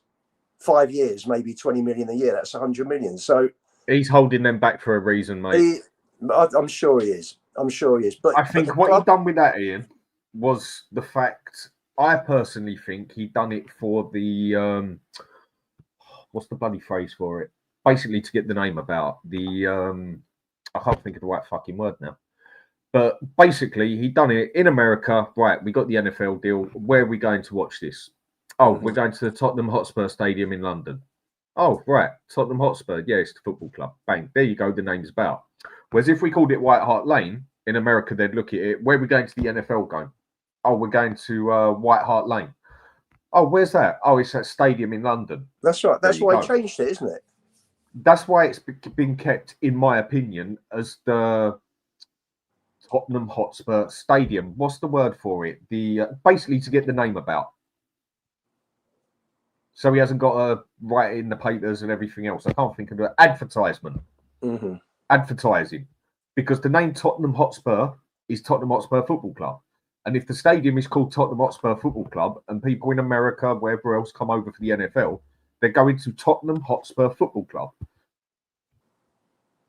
If anything, I think that was a blood for the first 2 years. I think that was actually I've got to go get ready for work. Guys, I will see you later. I'll let you be. Cheers, Dan, Brian. have a great one. Tommy, if I don't speak to you Take before, care, Brian. it is always a pleasure.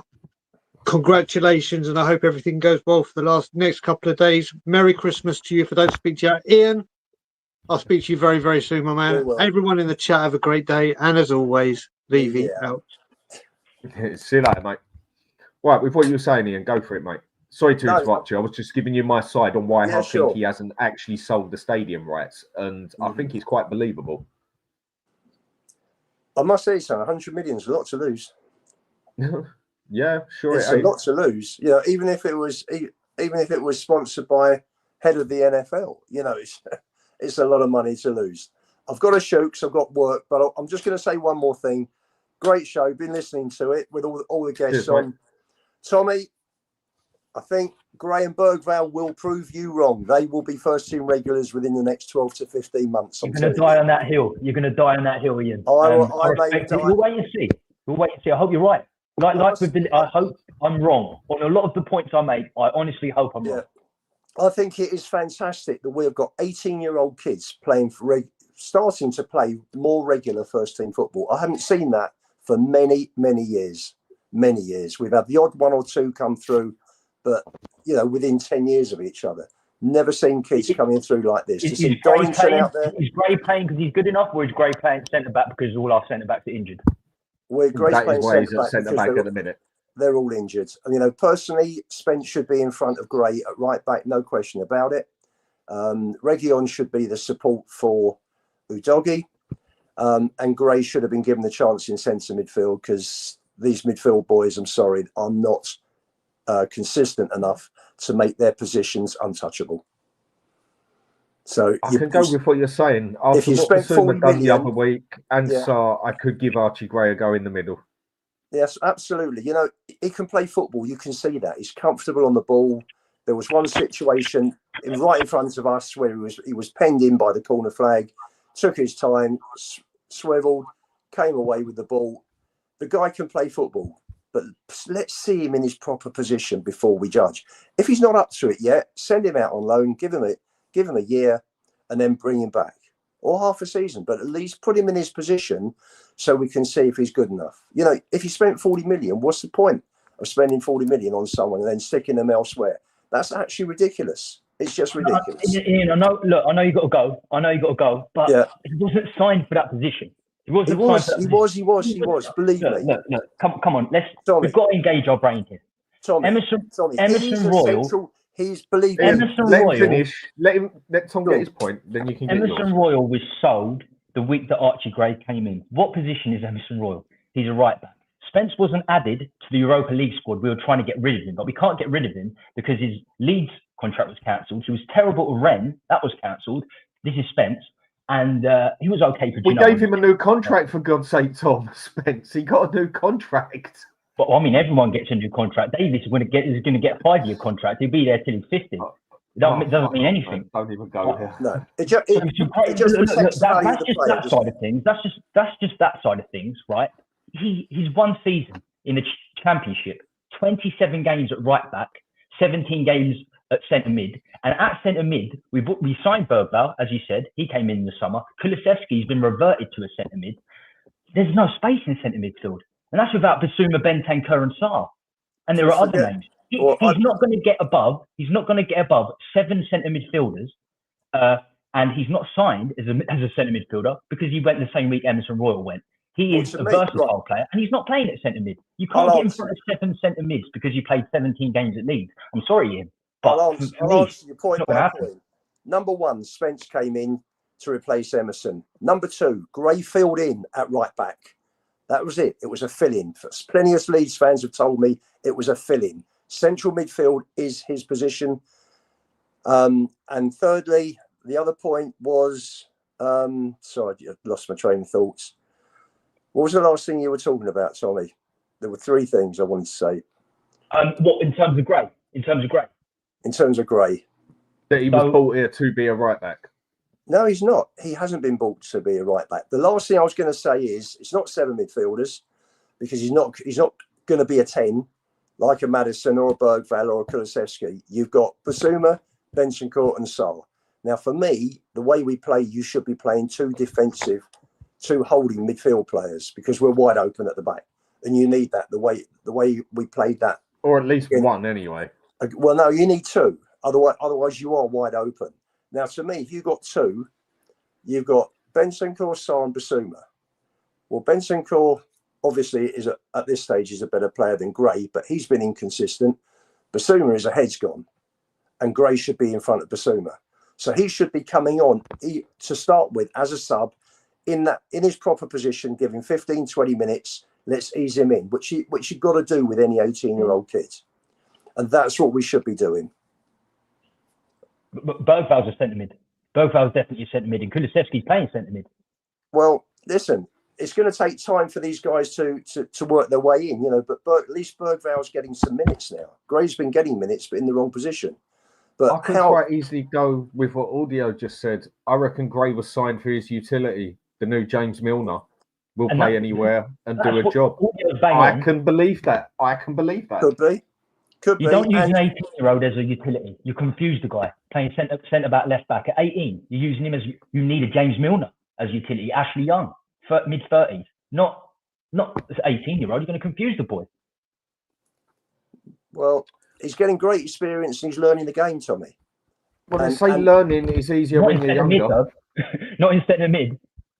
His position. No. But he's learning the game. He is learning the game. And experience is great for these kids. They're not going to learn without experience. And we're all saying Ange has got to play the kids. He didn't play the kids last year. He was taking Lo Celso off when we're losing 2-1 to West Ham and Villa. He's putting Skip on instead of Donnelly, which was a joke. We're chasing a goal. Stick the kid on. And then he sticks Donnelly on when it's 3-3 for the last 5 minutes at the Etihad. Didn't make sense. They're completely illogical. So, unfortunately, we've got a manager who doesn't actually put round pegs in round holes. So, and that is why people question the manager, because I do believe a better manager, better results, especially with his team, that is better than 10th place. But then we all know where the real problem is. We can only go up the ladder so far, and that's it. They're never going to take us on and actually challenge, for top spot. And that's the problem. I agree. And that's why I want him out. That's why I want Enoch out. They have used this club as a platform to make a profit. That's it for 24 years. Absolutely, and to keep the club competitive enough that the fans will come in and spend the money. He is a parasite, but we all know that. And sooner or later, something has to be done, surely. But only time will tell. Actions speak louder than words. What I don't understand, the one thing I don't understand is that, if you've got people who are in business, businessmen are ambitious. They want to be successful. Now, you can be lucky. You can win the lotto and win, God knows, euro millions, hundreds of millions. Doesn't mean you've done great. ENIC have made a lot of money, but then if you're smart, you would have had to have been idiots for the last 20 odd years with the increasing amount of Sky money and BT TNT money that's been pouring into the Premier League. So, you know, it hasn't been hard to make profits. You know, all the clubs are making big money. You know, even the club that finishes bottom gets close on 100 million from Sky. You know, and when they go down, they get a significant amount of money for the drop as well, don't they? That's right. You know, which is dwarfing most clubs in most other leagues around in Europe. So that's why the other leagues are so poor. Yeah. So I mean, you look at that Italian league. You know, a lot of how they've become rich. They've jumped on the gravy train. Good luck to them. You know, they've spotted a good thing coming through.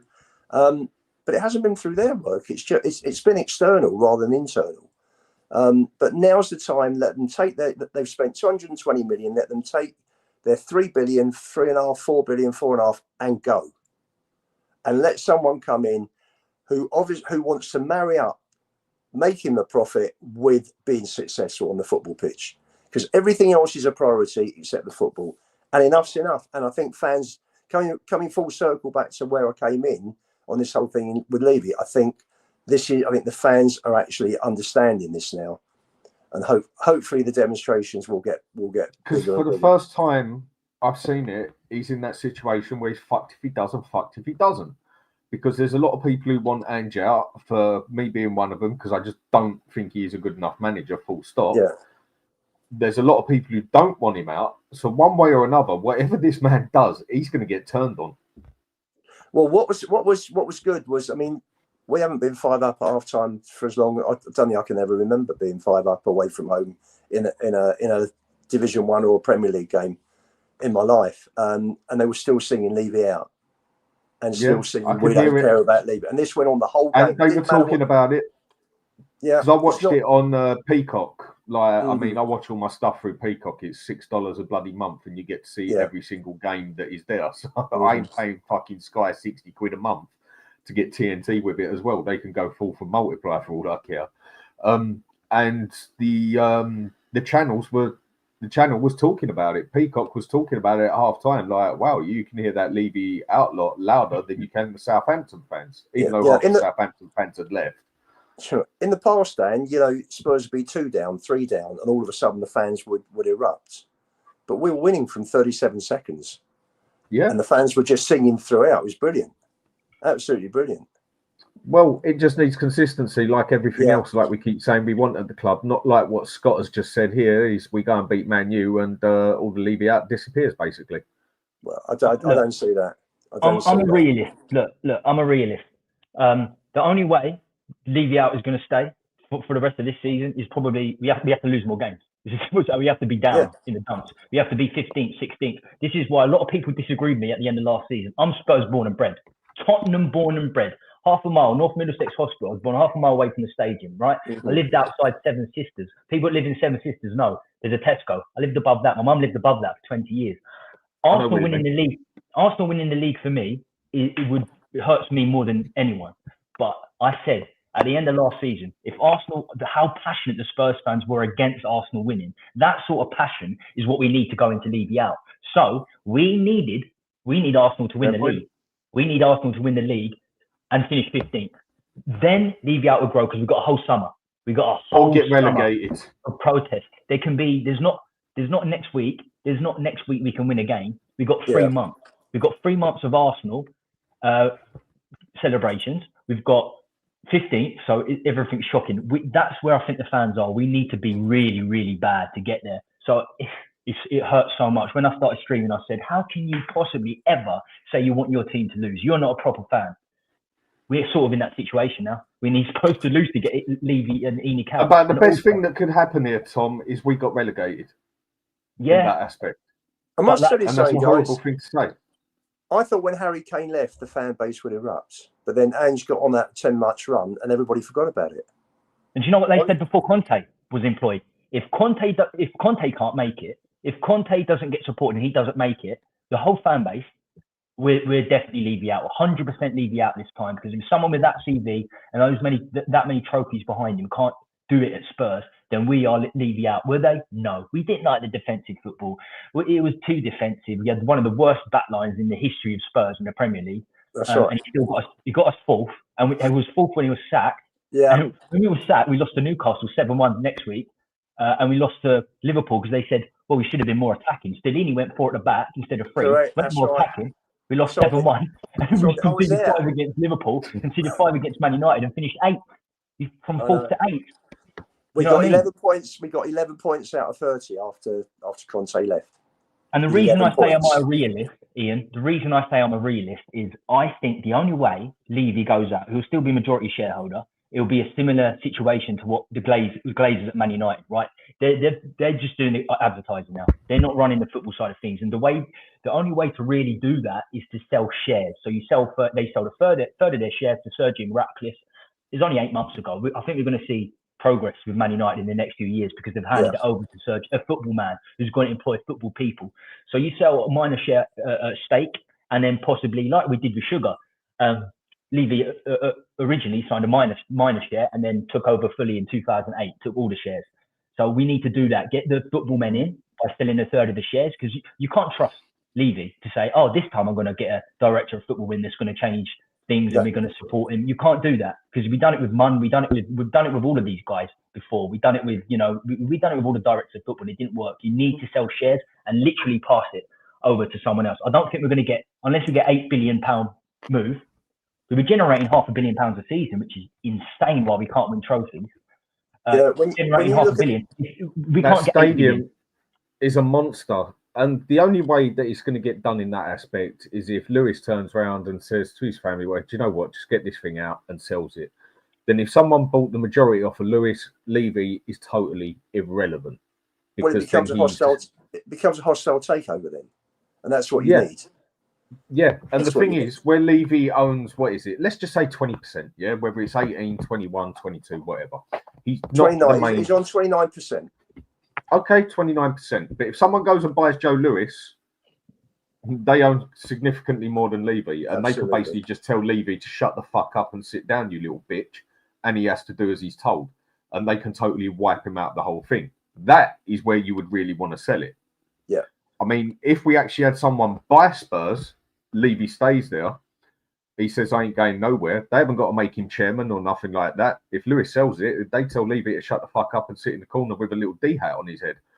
But, okay, take the club over, get the big football people in there. You know what? Even keep Daniel Levy and say, right, you deal with the business. I'm dealing with the football. I'm dealing with the money that goes in here. Yeah. Here's the money you got towards your business. Fuck off and make something with a business side. We're dealing with the football. In that aspect, then Levy can stay in the club. Because as far as I'm concerned, there is no better chairman out there on the business side than Daniel Levy. So I disagree with you, Dan. I disagree. He has wasted because of this. Let's just start. He used to buy players in the last week of the August transfer window. Forget that side, Ian. Hang on. Dan, I'm answering you. Okay. So that cost us a lot of points. That costs places and that costs money. So it cost us money there. It's cost us money with this whole thing about buying players for a deal, because you buy players who are not right for the club. They're right financially, but not in the footballing sense. So he's ended up, as I said, he's lost a fortune on Ndombele, on Sanchez, on the Celso, and it goes on and on and on and on. You know, players leave on free transfers. They go. It's costing the club a lot of money. Hang on. Just one small example. Bruno Fernandes was coming to Spurs. Thought he was coming to Spurs. Told all his teammates he was coming to Spurs. It was all over the press. Levy dropped the bid by 10 million. Fernandes ended up in the following transfer window in the January going to United. United got into the Champions League instead of us. That cost us 40-50 million because he wouldn't spend an extra 10 million. So please, this guy is not a great businessman that people think he is. He overspent by double on the stadium. 600 million overspend. That's not being a great businessman. I'm sorry. If I did that for my boss, what do you think he'd say to me? I see where you're both coming from. I absolutely see where you're both coming from. But on this matter, I 1,000,000,000% agree with Ian, and it doesn't get said enough. This myth that he's a great businessman, let's face it, his previous ventures into football club Slavia Prague Rangers were horrible. He came to Spurs looking for a quick buy and a quick sell, make 50% more, maybe even 100% more of the value that you've put in. That was the idea. What happened? What he was so fortunate with was Roman Abramovich. Roman Abramovich coming to the Premier League, everyone's eyes were to the Premier League then. Came to the Premier League. He was getting the Drogbas, he was getting the Robins, he was getting the Hernan Crespos, he was getting the Macalanis in their prime. The eyes came onto the Premier League. The TV revenue was huge. So he was a benefactor of that. All the Premier League clubs were, but especially London clubs. A lot of the foreign players want to come to a multicultural city, so they want to come to London, even if it is the third or fourth best club in London. And as Ian said, Bruno Fernandes, the list goes on and on. Skriniar, no. Do you know who was really bad? We're talking about cans. Grealish. We had Grealish for £20 million. We had Grealish for £20 million. 18, Tommy. 18. We had him available. Do you know 18. why? I know what. Nasty bastard, Levy. Nasty bastard he is, because Villa were in debt and he wouldn't give them the extra 2 million in major debt. That's why they were selling Grealish. Wasn't Tommy. He went back on the 18 and told he wanted 15 because they had a tax bill. Yeah, he's a nasty bastard, Levy. But the new owners, he didn't know they were being taken over a week later, and the new owners had already sorted out the tax people. This was all over Twitter. This was all over Twitter a few months ago. So he lost Grealish. We had him for 18 million. As you said, who did we get? It's been said in the chat. We spent £110 million on Ndombele and Lo Celso, and that's not counting the wages. Ndombele has cost us £60 million up front. I worked it out. He's cost us £110 million with his signing on fee and his 200k a week over 4 or 5 years. 110 million. Lo Celso cost us 20 million to begin with. And then if he done well, we were going to pay the extra 30 mil. It was a huge dip. I think it was 9 plus 27 with Lo Celso. It was 36. Oh yeah, maybe. In total. No, but I'm sure it went up to 45 or 50 million. No, it didn't. It didn't. But they sold him for 8. Yeah. So there's a 28 someone obviously has heard the same value that I have in the chat, because they said 110 million for Lo Celso and stuff. But we don't know the exact figures. But at the end of the day, we didn't get Grealish for £20 million.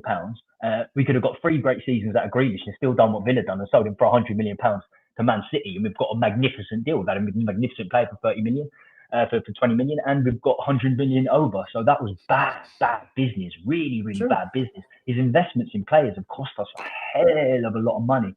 Mane as well. Mane was at the training ground. Everything was going well at the training ground. You know why we missed him? Because he didn't want to. Wages. The wages. He didn't want to have to pay. Wages is our biggest problem. He didn't want to pay close to Lloris's and Kane's wages. He still would have been under. He still would have been on about 150k a week, but he wanted Mane. It wasn't. It was 30 grand more than what Kane was on. Oh, was it? But that's what I was told. But at the time, Kane was on a lot less, wasn't he? No, I don't know. The figures I heard were 90 for Kane and Mane once he 120, or Kane was on 100 and Mane once he 120. Yeah, I heard it was about 150. I heard it was about 130, but 150. But at the time, Kane hadn't signed a 200 grand a week contract, had he? That's right, correct. So yeah. But it was about 120, 130, which is not that much these days. And I think at Liverpool, he ended up on close to 200k. I mean, these days, that's meant to be average money for a top 6 team, isn't it? But we're one of the only teams that have only got about 4 players on over 100,000. Yes. Yeah, listen, I think we said it all, haven't we? I think we said it all. Look, you know what? With what you two just said, I'll back off a bit in the aspect of businessman-wise, yeah. But on the other side of it, he's got a club that was worth tuppence, basically up to worth nearly 4 billion. He's done something right in the business side. Listen. On the football side, he is fucking abysmal. We know that. Dan, for them, he has done a fantastic job. He's taken their investment from 220. That's what I was basically saying. Absolutely. As a businessman, forget anything to do with football. He fucked it up good and proper, every bit of it. But on the business side, purely. Last thing I will say, guys, because I'm mustache, I've got to work, is that he has done a fantastic job for ENIC. And when ENIC sell, he will walk away for ENIC with billions. With a lot of money. and what have the fans been left with? trophy-wise. Moments and memories. What have the fans been left with? I can't sum it up better than that. Great seeing you again. Well said. Good to see you, Ian. Speak to you again soon. I'm sure we will. Take care of yourself, mate. See you guys. Cheers, mate. So, Tom, what I'll come to on our last bit then. Man U in the cup. Where is that going to go? I want to quickly look at our injury list. I just want to quickly look at our injury list because it's a very big injury list, and Adoji might be on it as well. Transfer market's usually good. Transfermarket.com on the current injury situation. Spurs London TV are quite good with the injuries as well, telling you who's injured and who's not. There's a lot of reds. Yes. Yeah, there's a lot of reds, especially we know that in defence. So, is it a perfect chance for the youngsters? Depends how much you value the cup competitions. We have to value them because we haven't won one for 17, 18 years. And we've got no chance in doing anything in the Premier League. So really, we've got to put a strong squad out here. But then the way Ange plays, even playing once a week with the intensity that he plays, causes injuries. We think that we're unlucky that we got injuries last season. Well, they said it in Celtic, even admitted it in Celtic, that players were getting injured in the training down to his way of training. And what did you say? You were the first one who said it, and I totally agreed with you and have pulled it on from time and time again, and do always mention that you said it straight away, that Van de Ven, his hamstring ain't going to last the way we play football. This is where people start picking at Ange. And he tore it last season. Nearly tore it in the summer. Nearly got another hamstring injury after that, and then it looks like he's torn it again. No, I don't think he's torn it. I think it's more of a pull he's got right now, but his hamstrings are tender. But it's a matter of time. With Ange at the helm, it's a matter of time before he tears it again, because we play such a high line. We put so much emphasis on Van de Ven running back, sprinting back, that it's a matter of time before and eventually he will not come back from his injury. You can't lose your hamstring. You can't tear your hamstring 4 times and come back from injury. You're going to be in big, big trouble. And your career is going to be over to a certain extent, like Wanyama's knee. And once your career is done, you're going to be playing in America for 10 years. And it's so sad because Van de Ven he is a very good centre back. I mean, I've got problems with Van de Ven. I think outside of pace, he's good. He's not great. But still, you can manage him better, much better than Ange has. He's caused these injuries. Brought Romero back too early. I mean, bringing Romero and Van de Ven back at the same time, for me, that was just stupidity. That was utter. This is why I do not rate this manager, and this is why he gets focused on the football side, because everyone knows, or majority know, the Levy out shit, But this is why I just don't rate this manager, and I just say he doesn't adapt, he don't do his shit, and then he goes and does a dickhead thing like that of sticking 2 players that are still basically not far from injured on the pitch in a game like Chelsea, when he's got a perfectly fit centre-back sitting there. If he'd have played Dragusin and then played, say, Romero, and at 45 minutes brought on Van de Ven, it would have made more sense. But to start them both at the same time against Chelsea, there's something not right there as far as I'm concerned. Maybe it's just me. But that is the biggest talking point. Looking here and looking at injuries, what happens at centre-back? Because we need, really, Ian's bangs on about, and people bang on about Archie Gray at centre-mid. We need to see him at centre-mid then. If he's a centre-mid, let's see him at centre-mid. Let's not see him at centre-back. Because he must have an opportunity now. Bentancur's still banned. We've got a couple of injuries in there. If he's not getting an opportunity now in centre-mid, then he's never going to get an opportunity. So get him out of centre-back. Get Donington in, or Donnelly, Donnelly's out on loan. He's a centre-mid. But, chuck Donington in there next to Dragusin. And I suppose we might have to put Reggie at left-back. He's so bad. Do you know what? We might as well put Fraser. If Vicario's fit or gets fit, we might as well put Fraser Forster at centre-back. You know what? Just to mention that name quickly, he's one that I didn't actually mention. Someone did it earlier quickly. Just get your opinion on this, Tom. I think Fraser Forster's been fucking good. Like, I don't just mean he's been all right. I actually think he's been bloody good, mate. I mean, he's been our man of the match for at least 4 out of 5 of the games. I mean, okay, against Southampton, he had fuck all to do, but then again, no one really did. But I think he's actually been solid, and I actually done a show on it saying we're fucked, mate, without Vicario, because I don't think anyone can blame me. I don't think anyone really rated Fraser Forster. I knew he wasn't terrible, but he definitely... I think he's actually done really, really good. Like, especially by what people are expecting. I think he's been excellent. what people were expecting of him. It is, isn't it? Yeah, credit where credit's due, absolutely. But it is a very short spell, and it is a very small barometer of things to come. What I've seen of him, he's okay. At Southampton, funnily enough, at Southampton, he wasn't even the first team. He was only the first team goalkeeper towards the end when McCarthy was injured. Was injured. It was not great either. And then we picked him up on a free 70k a week. It was weird paying for a backup keeper 70k a week. But look, as I said, credit where credit's due. He's made some fantastic saves. I mean, penalties. I mean, that save he made in the previous game against Rangers, he's made nearly a world-class save in every game, bar this one where he didn't have no shots. I mean, he's been brilliant. He has been absolutely fucking excellent. I mean, he's 7 foot. He's nearly 7 foot. He should be keeping a lot out, but he's got agility for someone. He has got agility, definitely for a keeper. I mean, I actually, to an extent, like when it comes to set pieces and stuff like that, I actually feel safer with Forster in goal than I do Vicario. Now, don't get me wrong, Vicario, he's a better shot stopper. He can pass the ball out better than Forster, but I'm not saying Vicario is any good at it. Forster seems to have more control of his area. Okay, Vicario is a lot louder, but I don't think if Vicario ended up being fit in 2 weeks' time, I don't think he's got the right to just walk back into that team.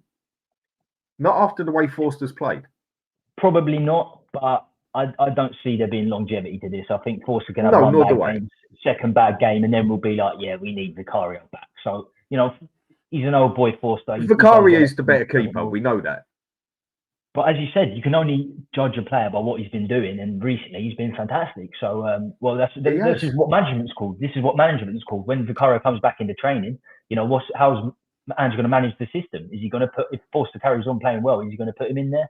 Is he not? So it's a big question. But the biggest question right now is centre back. What's happening at centre back this year? I don't know. Luckily, January's coming up, so I'll be very surprised if we don't go into the market for a centre back. Hopefully, it's not a Langley type loan situation, but it probably will be. The rumour is there's meant to be a quality centre back we're looking at, and Screener has just come up on the market. Basically, that he wants out, and PSG want him out, and that is a player I said I wanted about 5 years ago as well. Even though he's hit his 30s now, I still think he would walk into that team basically. Yeah, and it's meant to be. There's meant to be a young. I don't know the name. I'm only going through things that I've read, and that there's meant to be a keeper from the Championship who's meant to have a lot of potential that we're looking at as well. In that aspect, Forster might have just saved their ass in the aspect of having to go out and buy a bigger keeper. But then we obviously need a keeper that can challenge Vicario for his place. Otherwise, he's just sitting there basically. Right. So last bit I'll go to then. What do you reckon the score's going to be? I think they'll lose. To be honest, I think they've got a big win against Man City. They've got a new manager in, so I think they'll. I think we'll lose. To be honest, I can't see it going well. We don't win 2 games on the bounce, so I don't see it going well. And we don't usually have a good. And I've got to run right now. Okay. Right, Tom. Thanks for being on, mate. Been excellent. Hope to see you again in the future, and wish you best for the next couple of days. And I will say congratulations early, and obviously I will speak to you on the day after. Excellent having you on, mate. Take care of yourself. Big up, Tom. Boys. Take care, bro. Subscribe. In a bit. Take care, bro. Right, and there we are, people. Had a great panel there. Excellent to see Tom again, the one who made the show and passed it on to me. And just want to say a quick big thanks to the super chats got in today. The Bertie Hotspur, thanks a lot, mate. Mark Swift, much appreciated. Rob Belcher, thank you very much, mate. Top man. Like I say, he's the one who got me and Tommy doing work together. And We Are Spurs TV, much appreciated. Right. Thanks a lot, everyone, for watching. Give us a quick like and subscribe. Be much appreciated. And go and have a good day. See you later, people. I'ma turn it up and then I'm gonna take it down.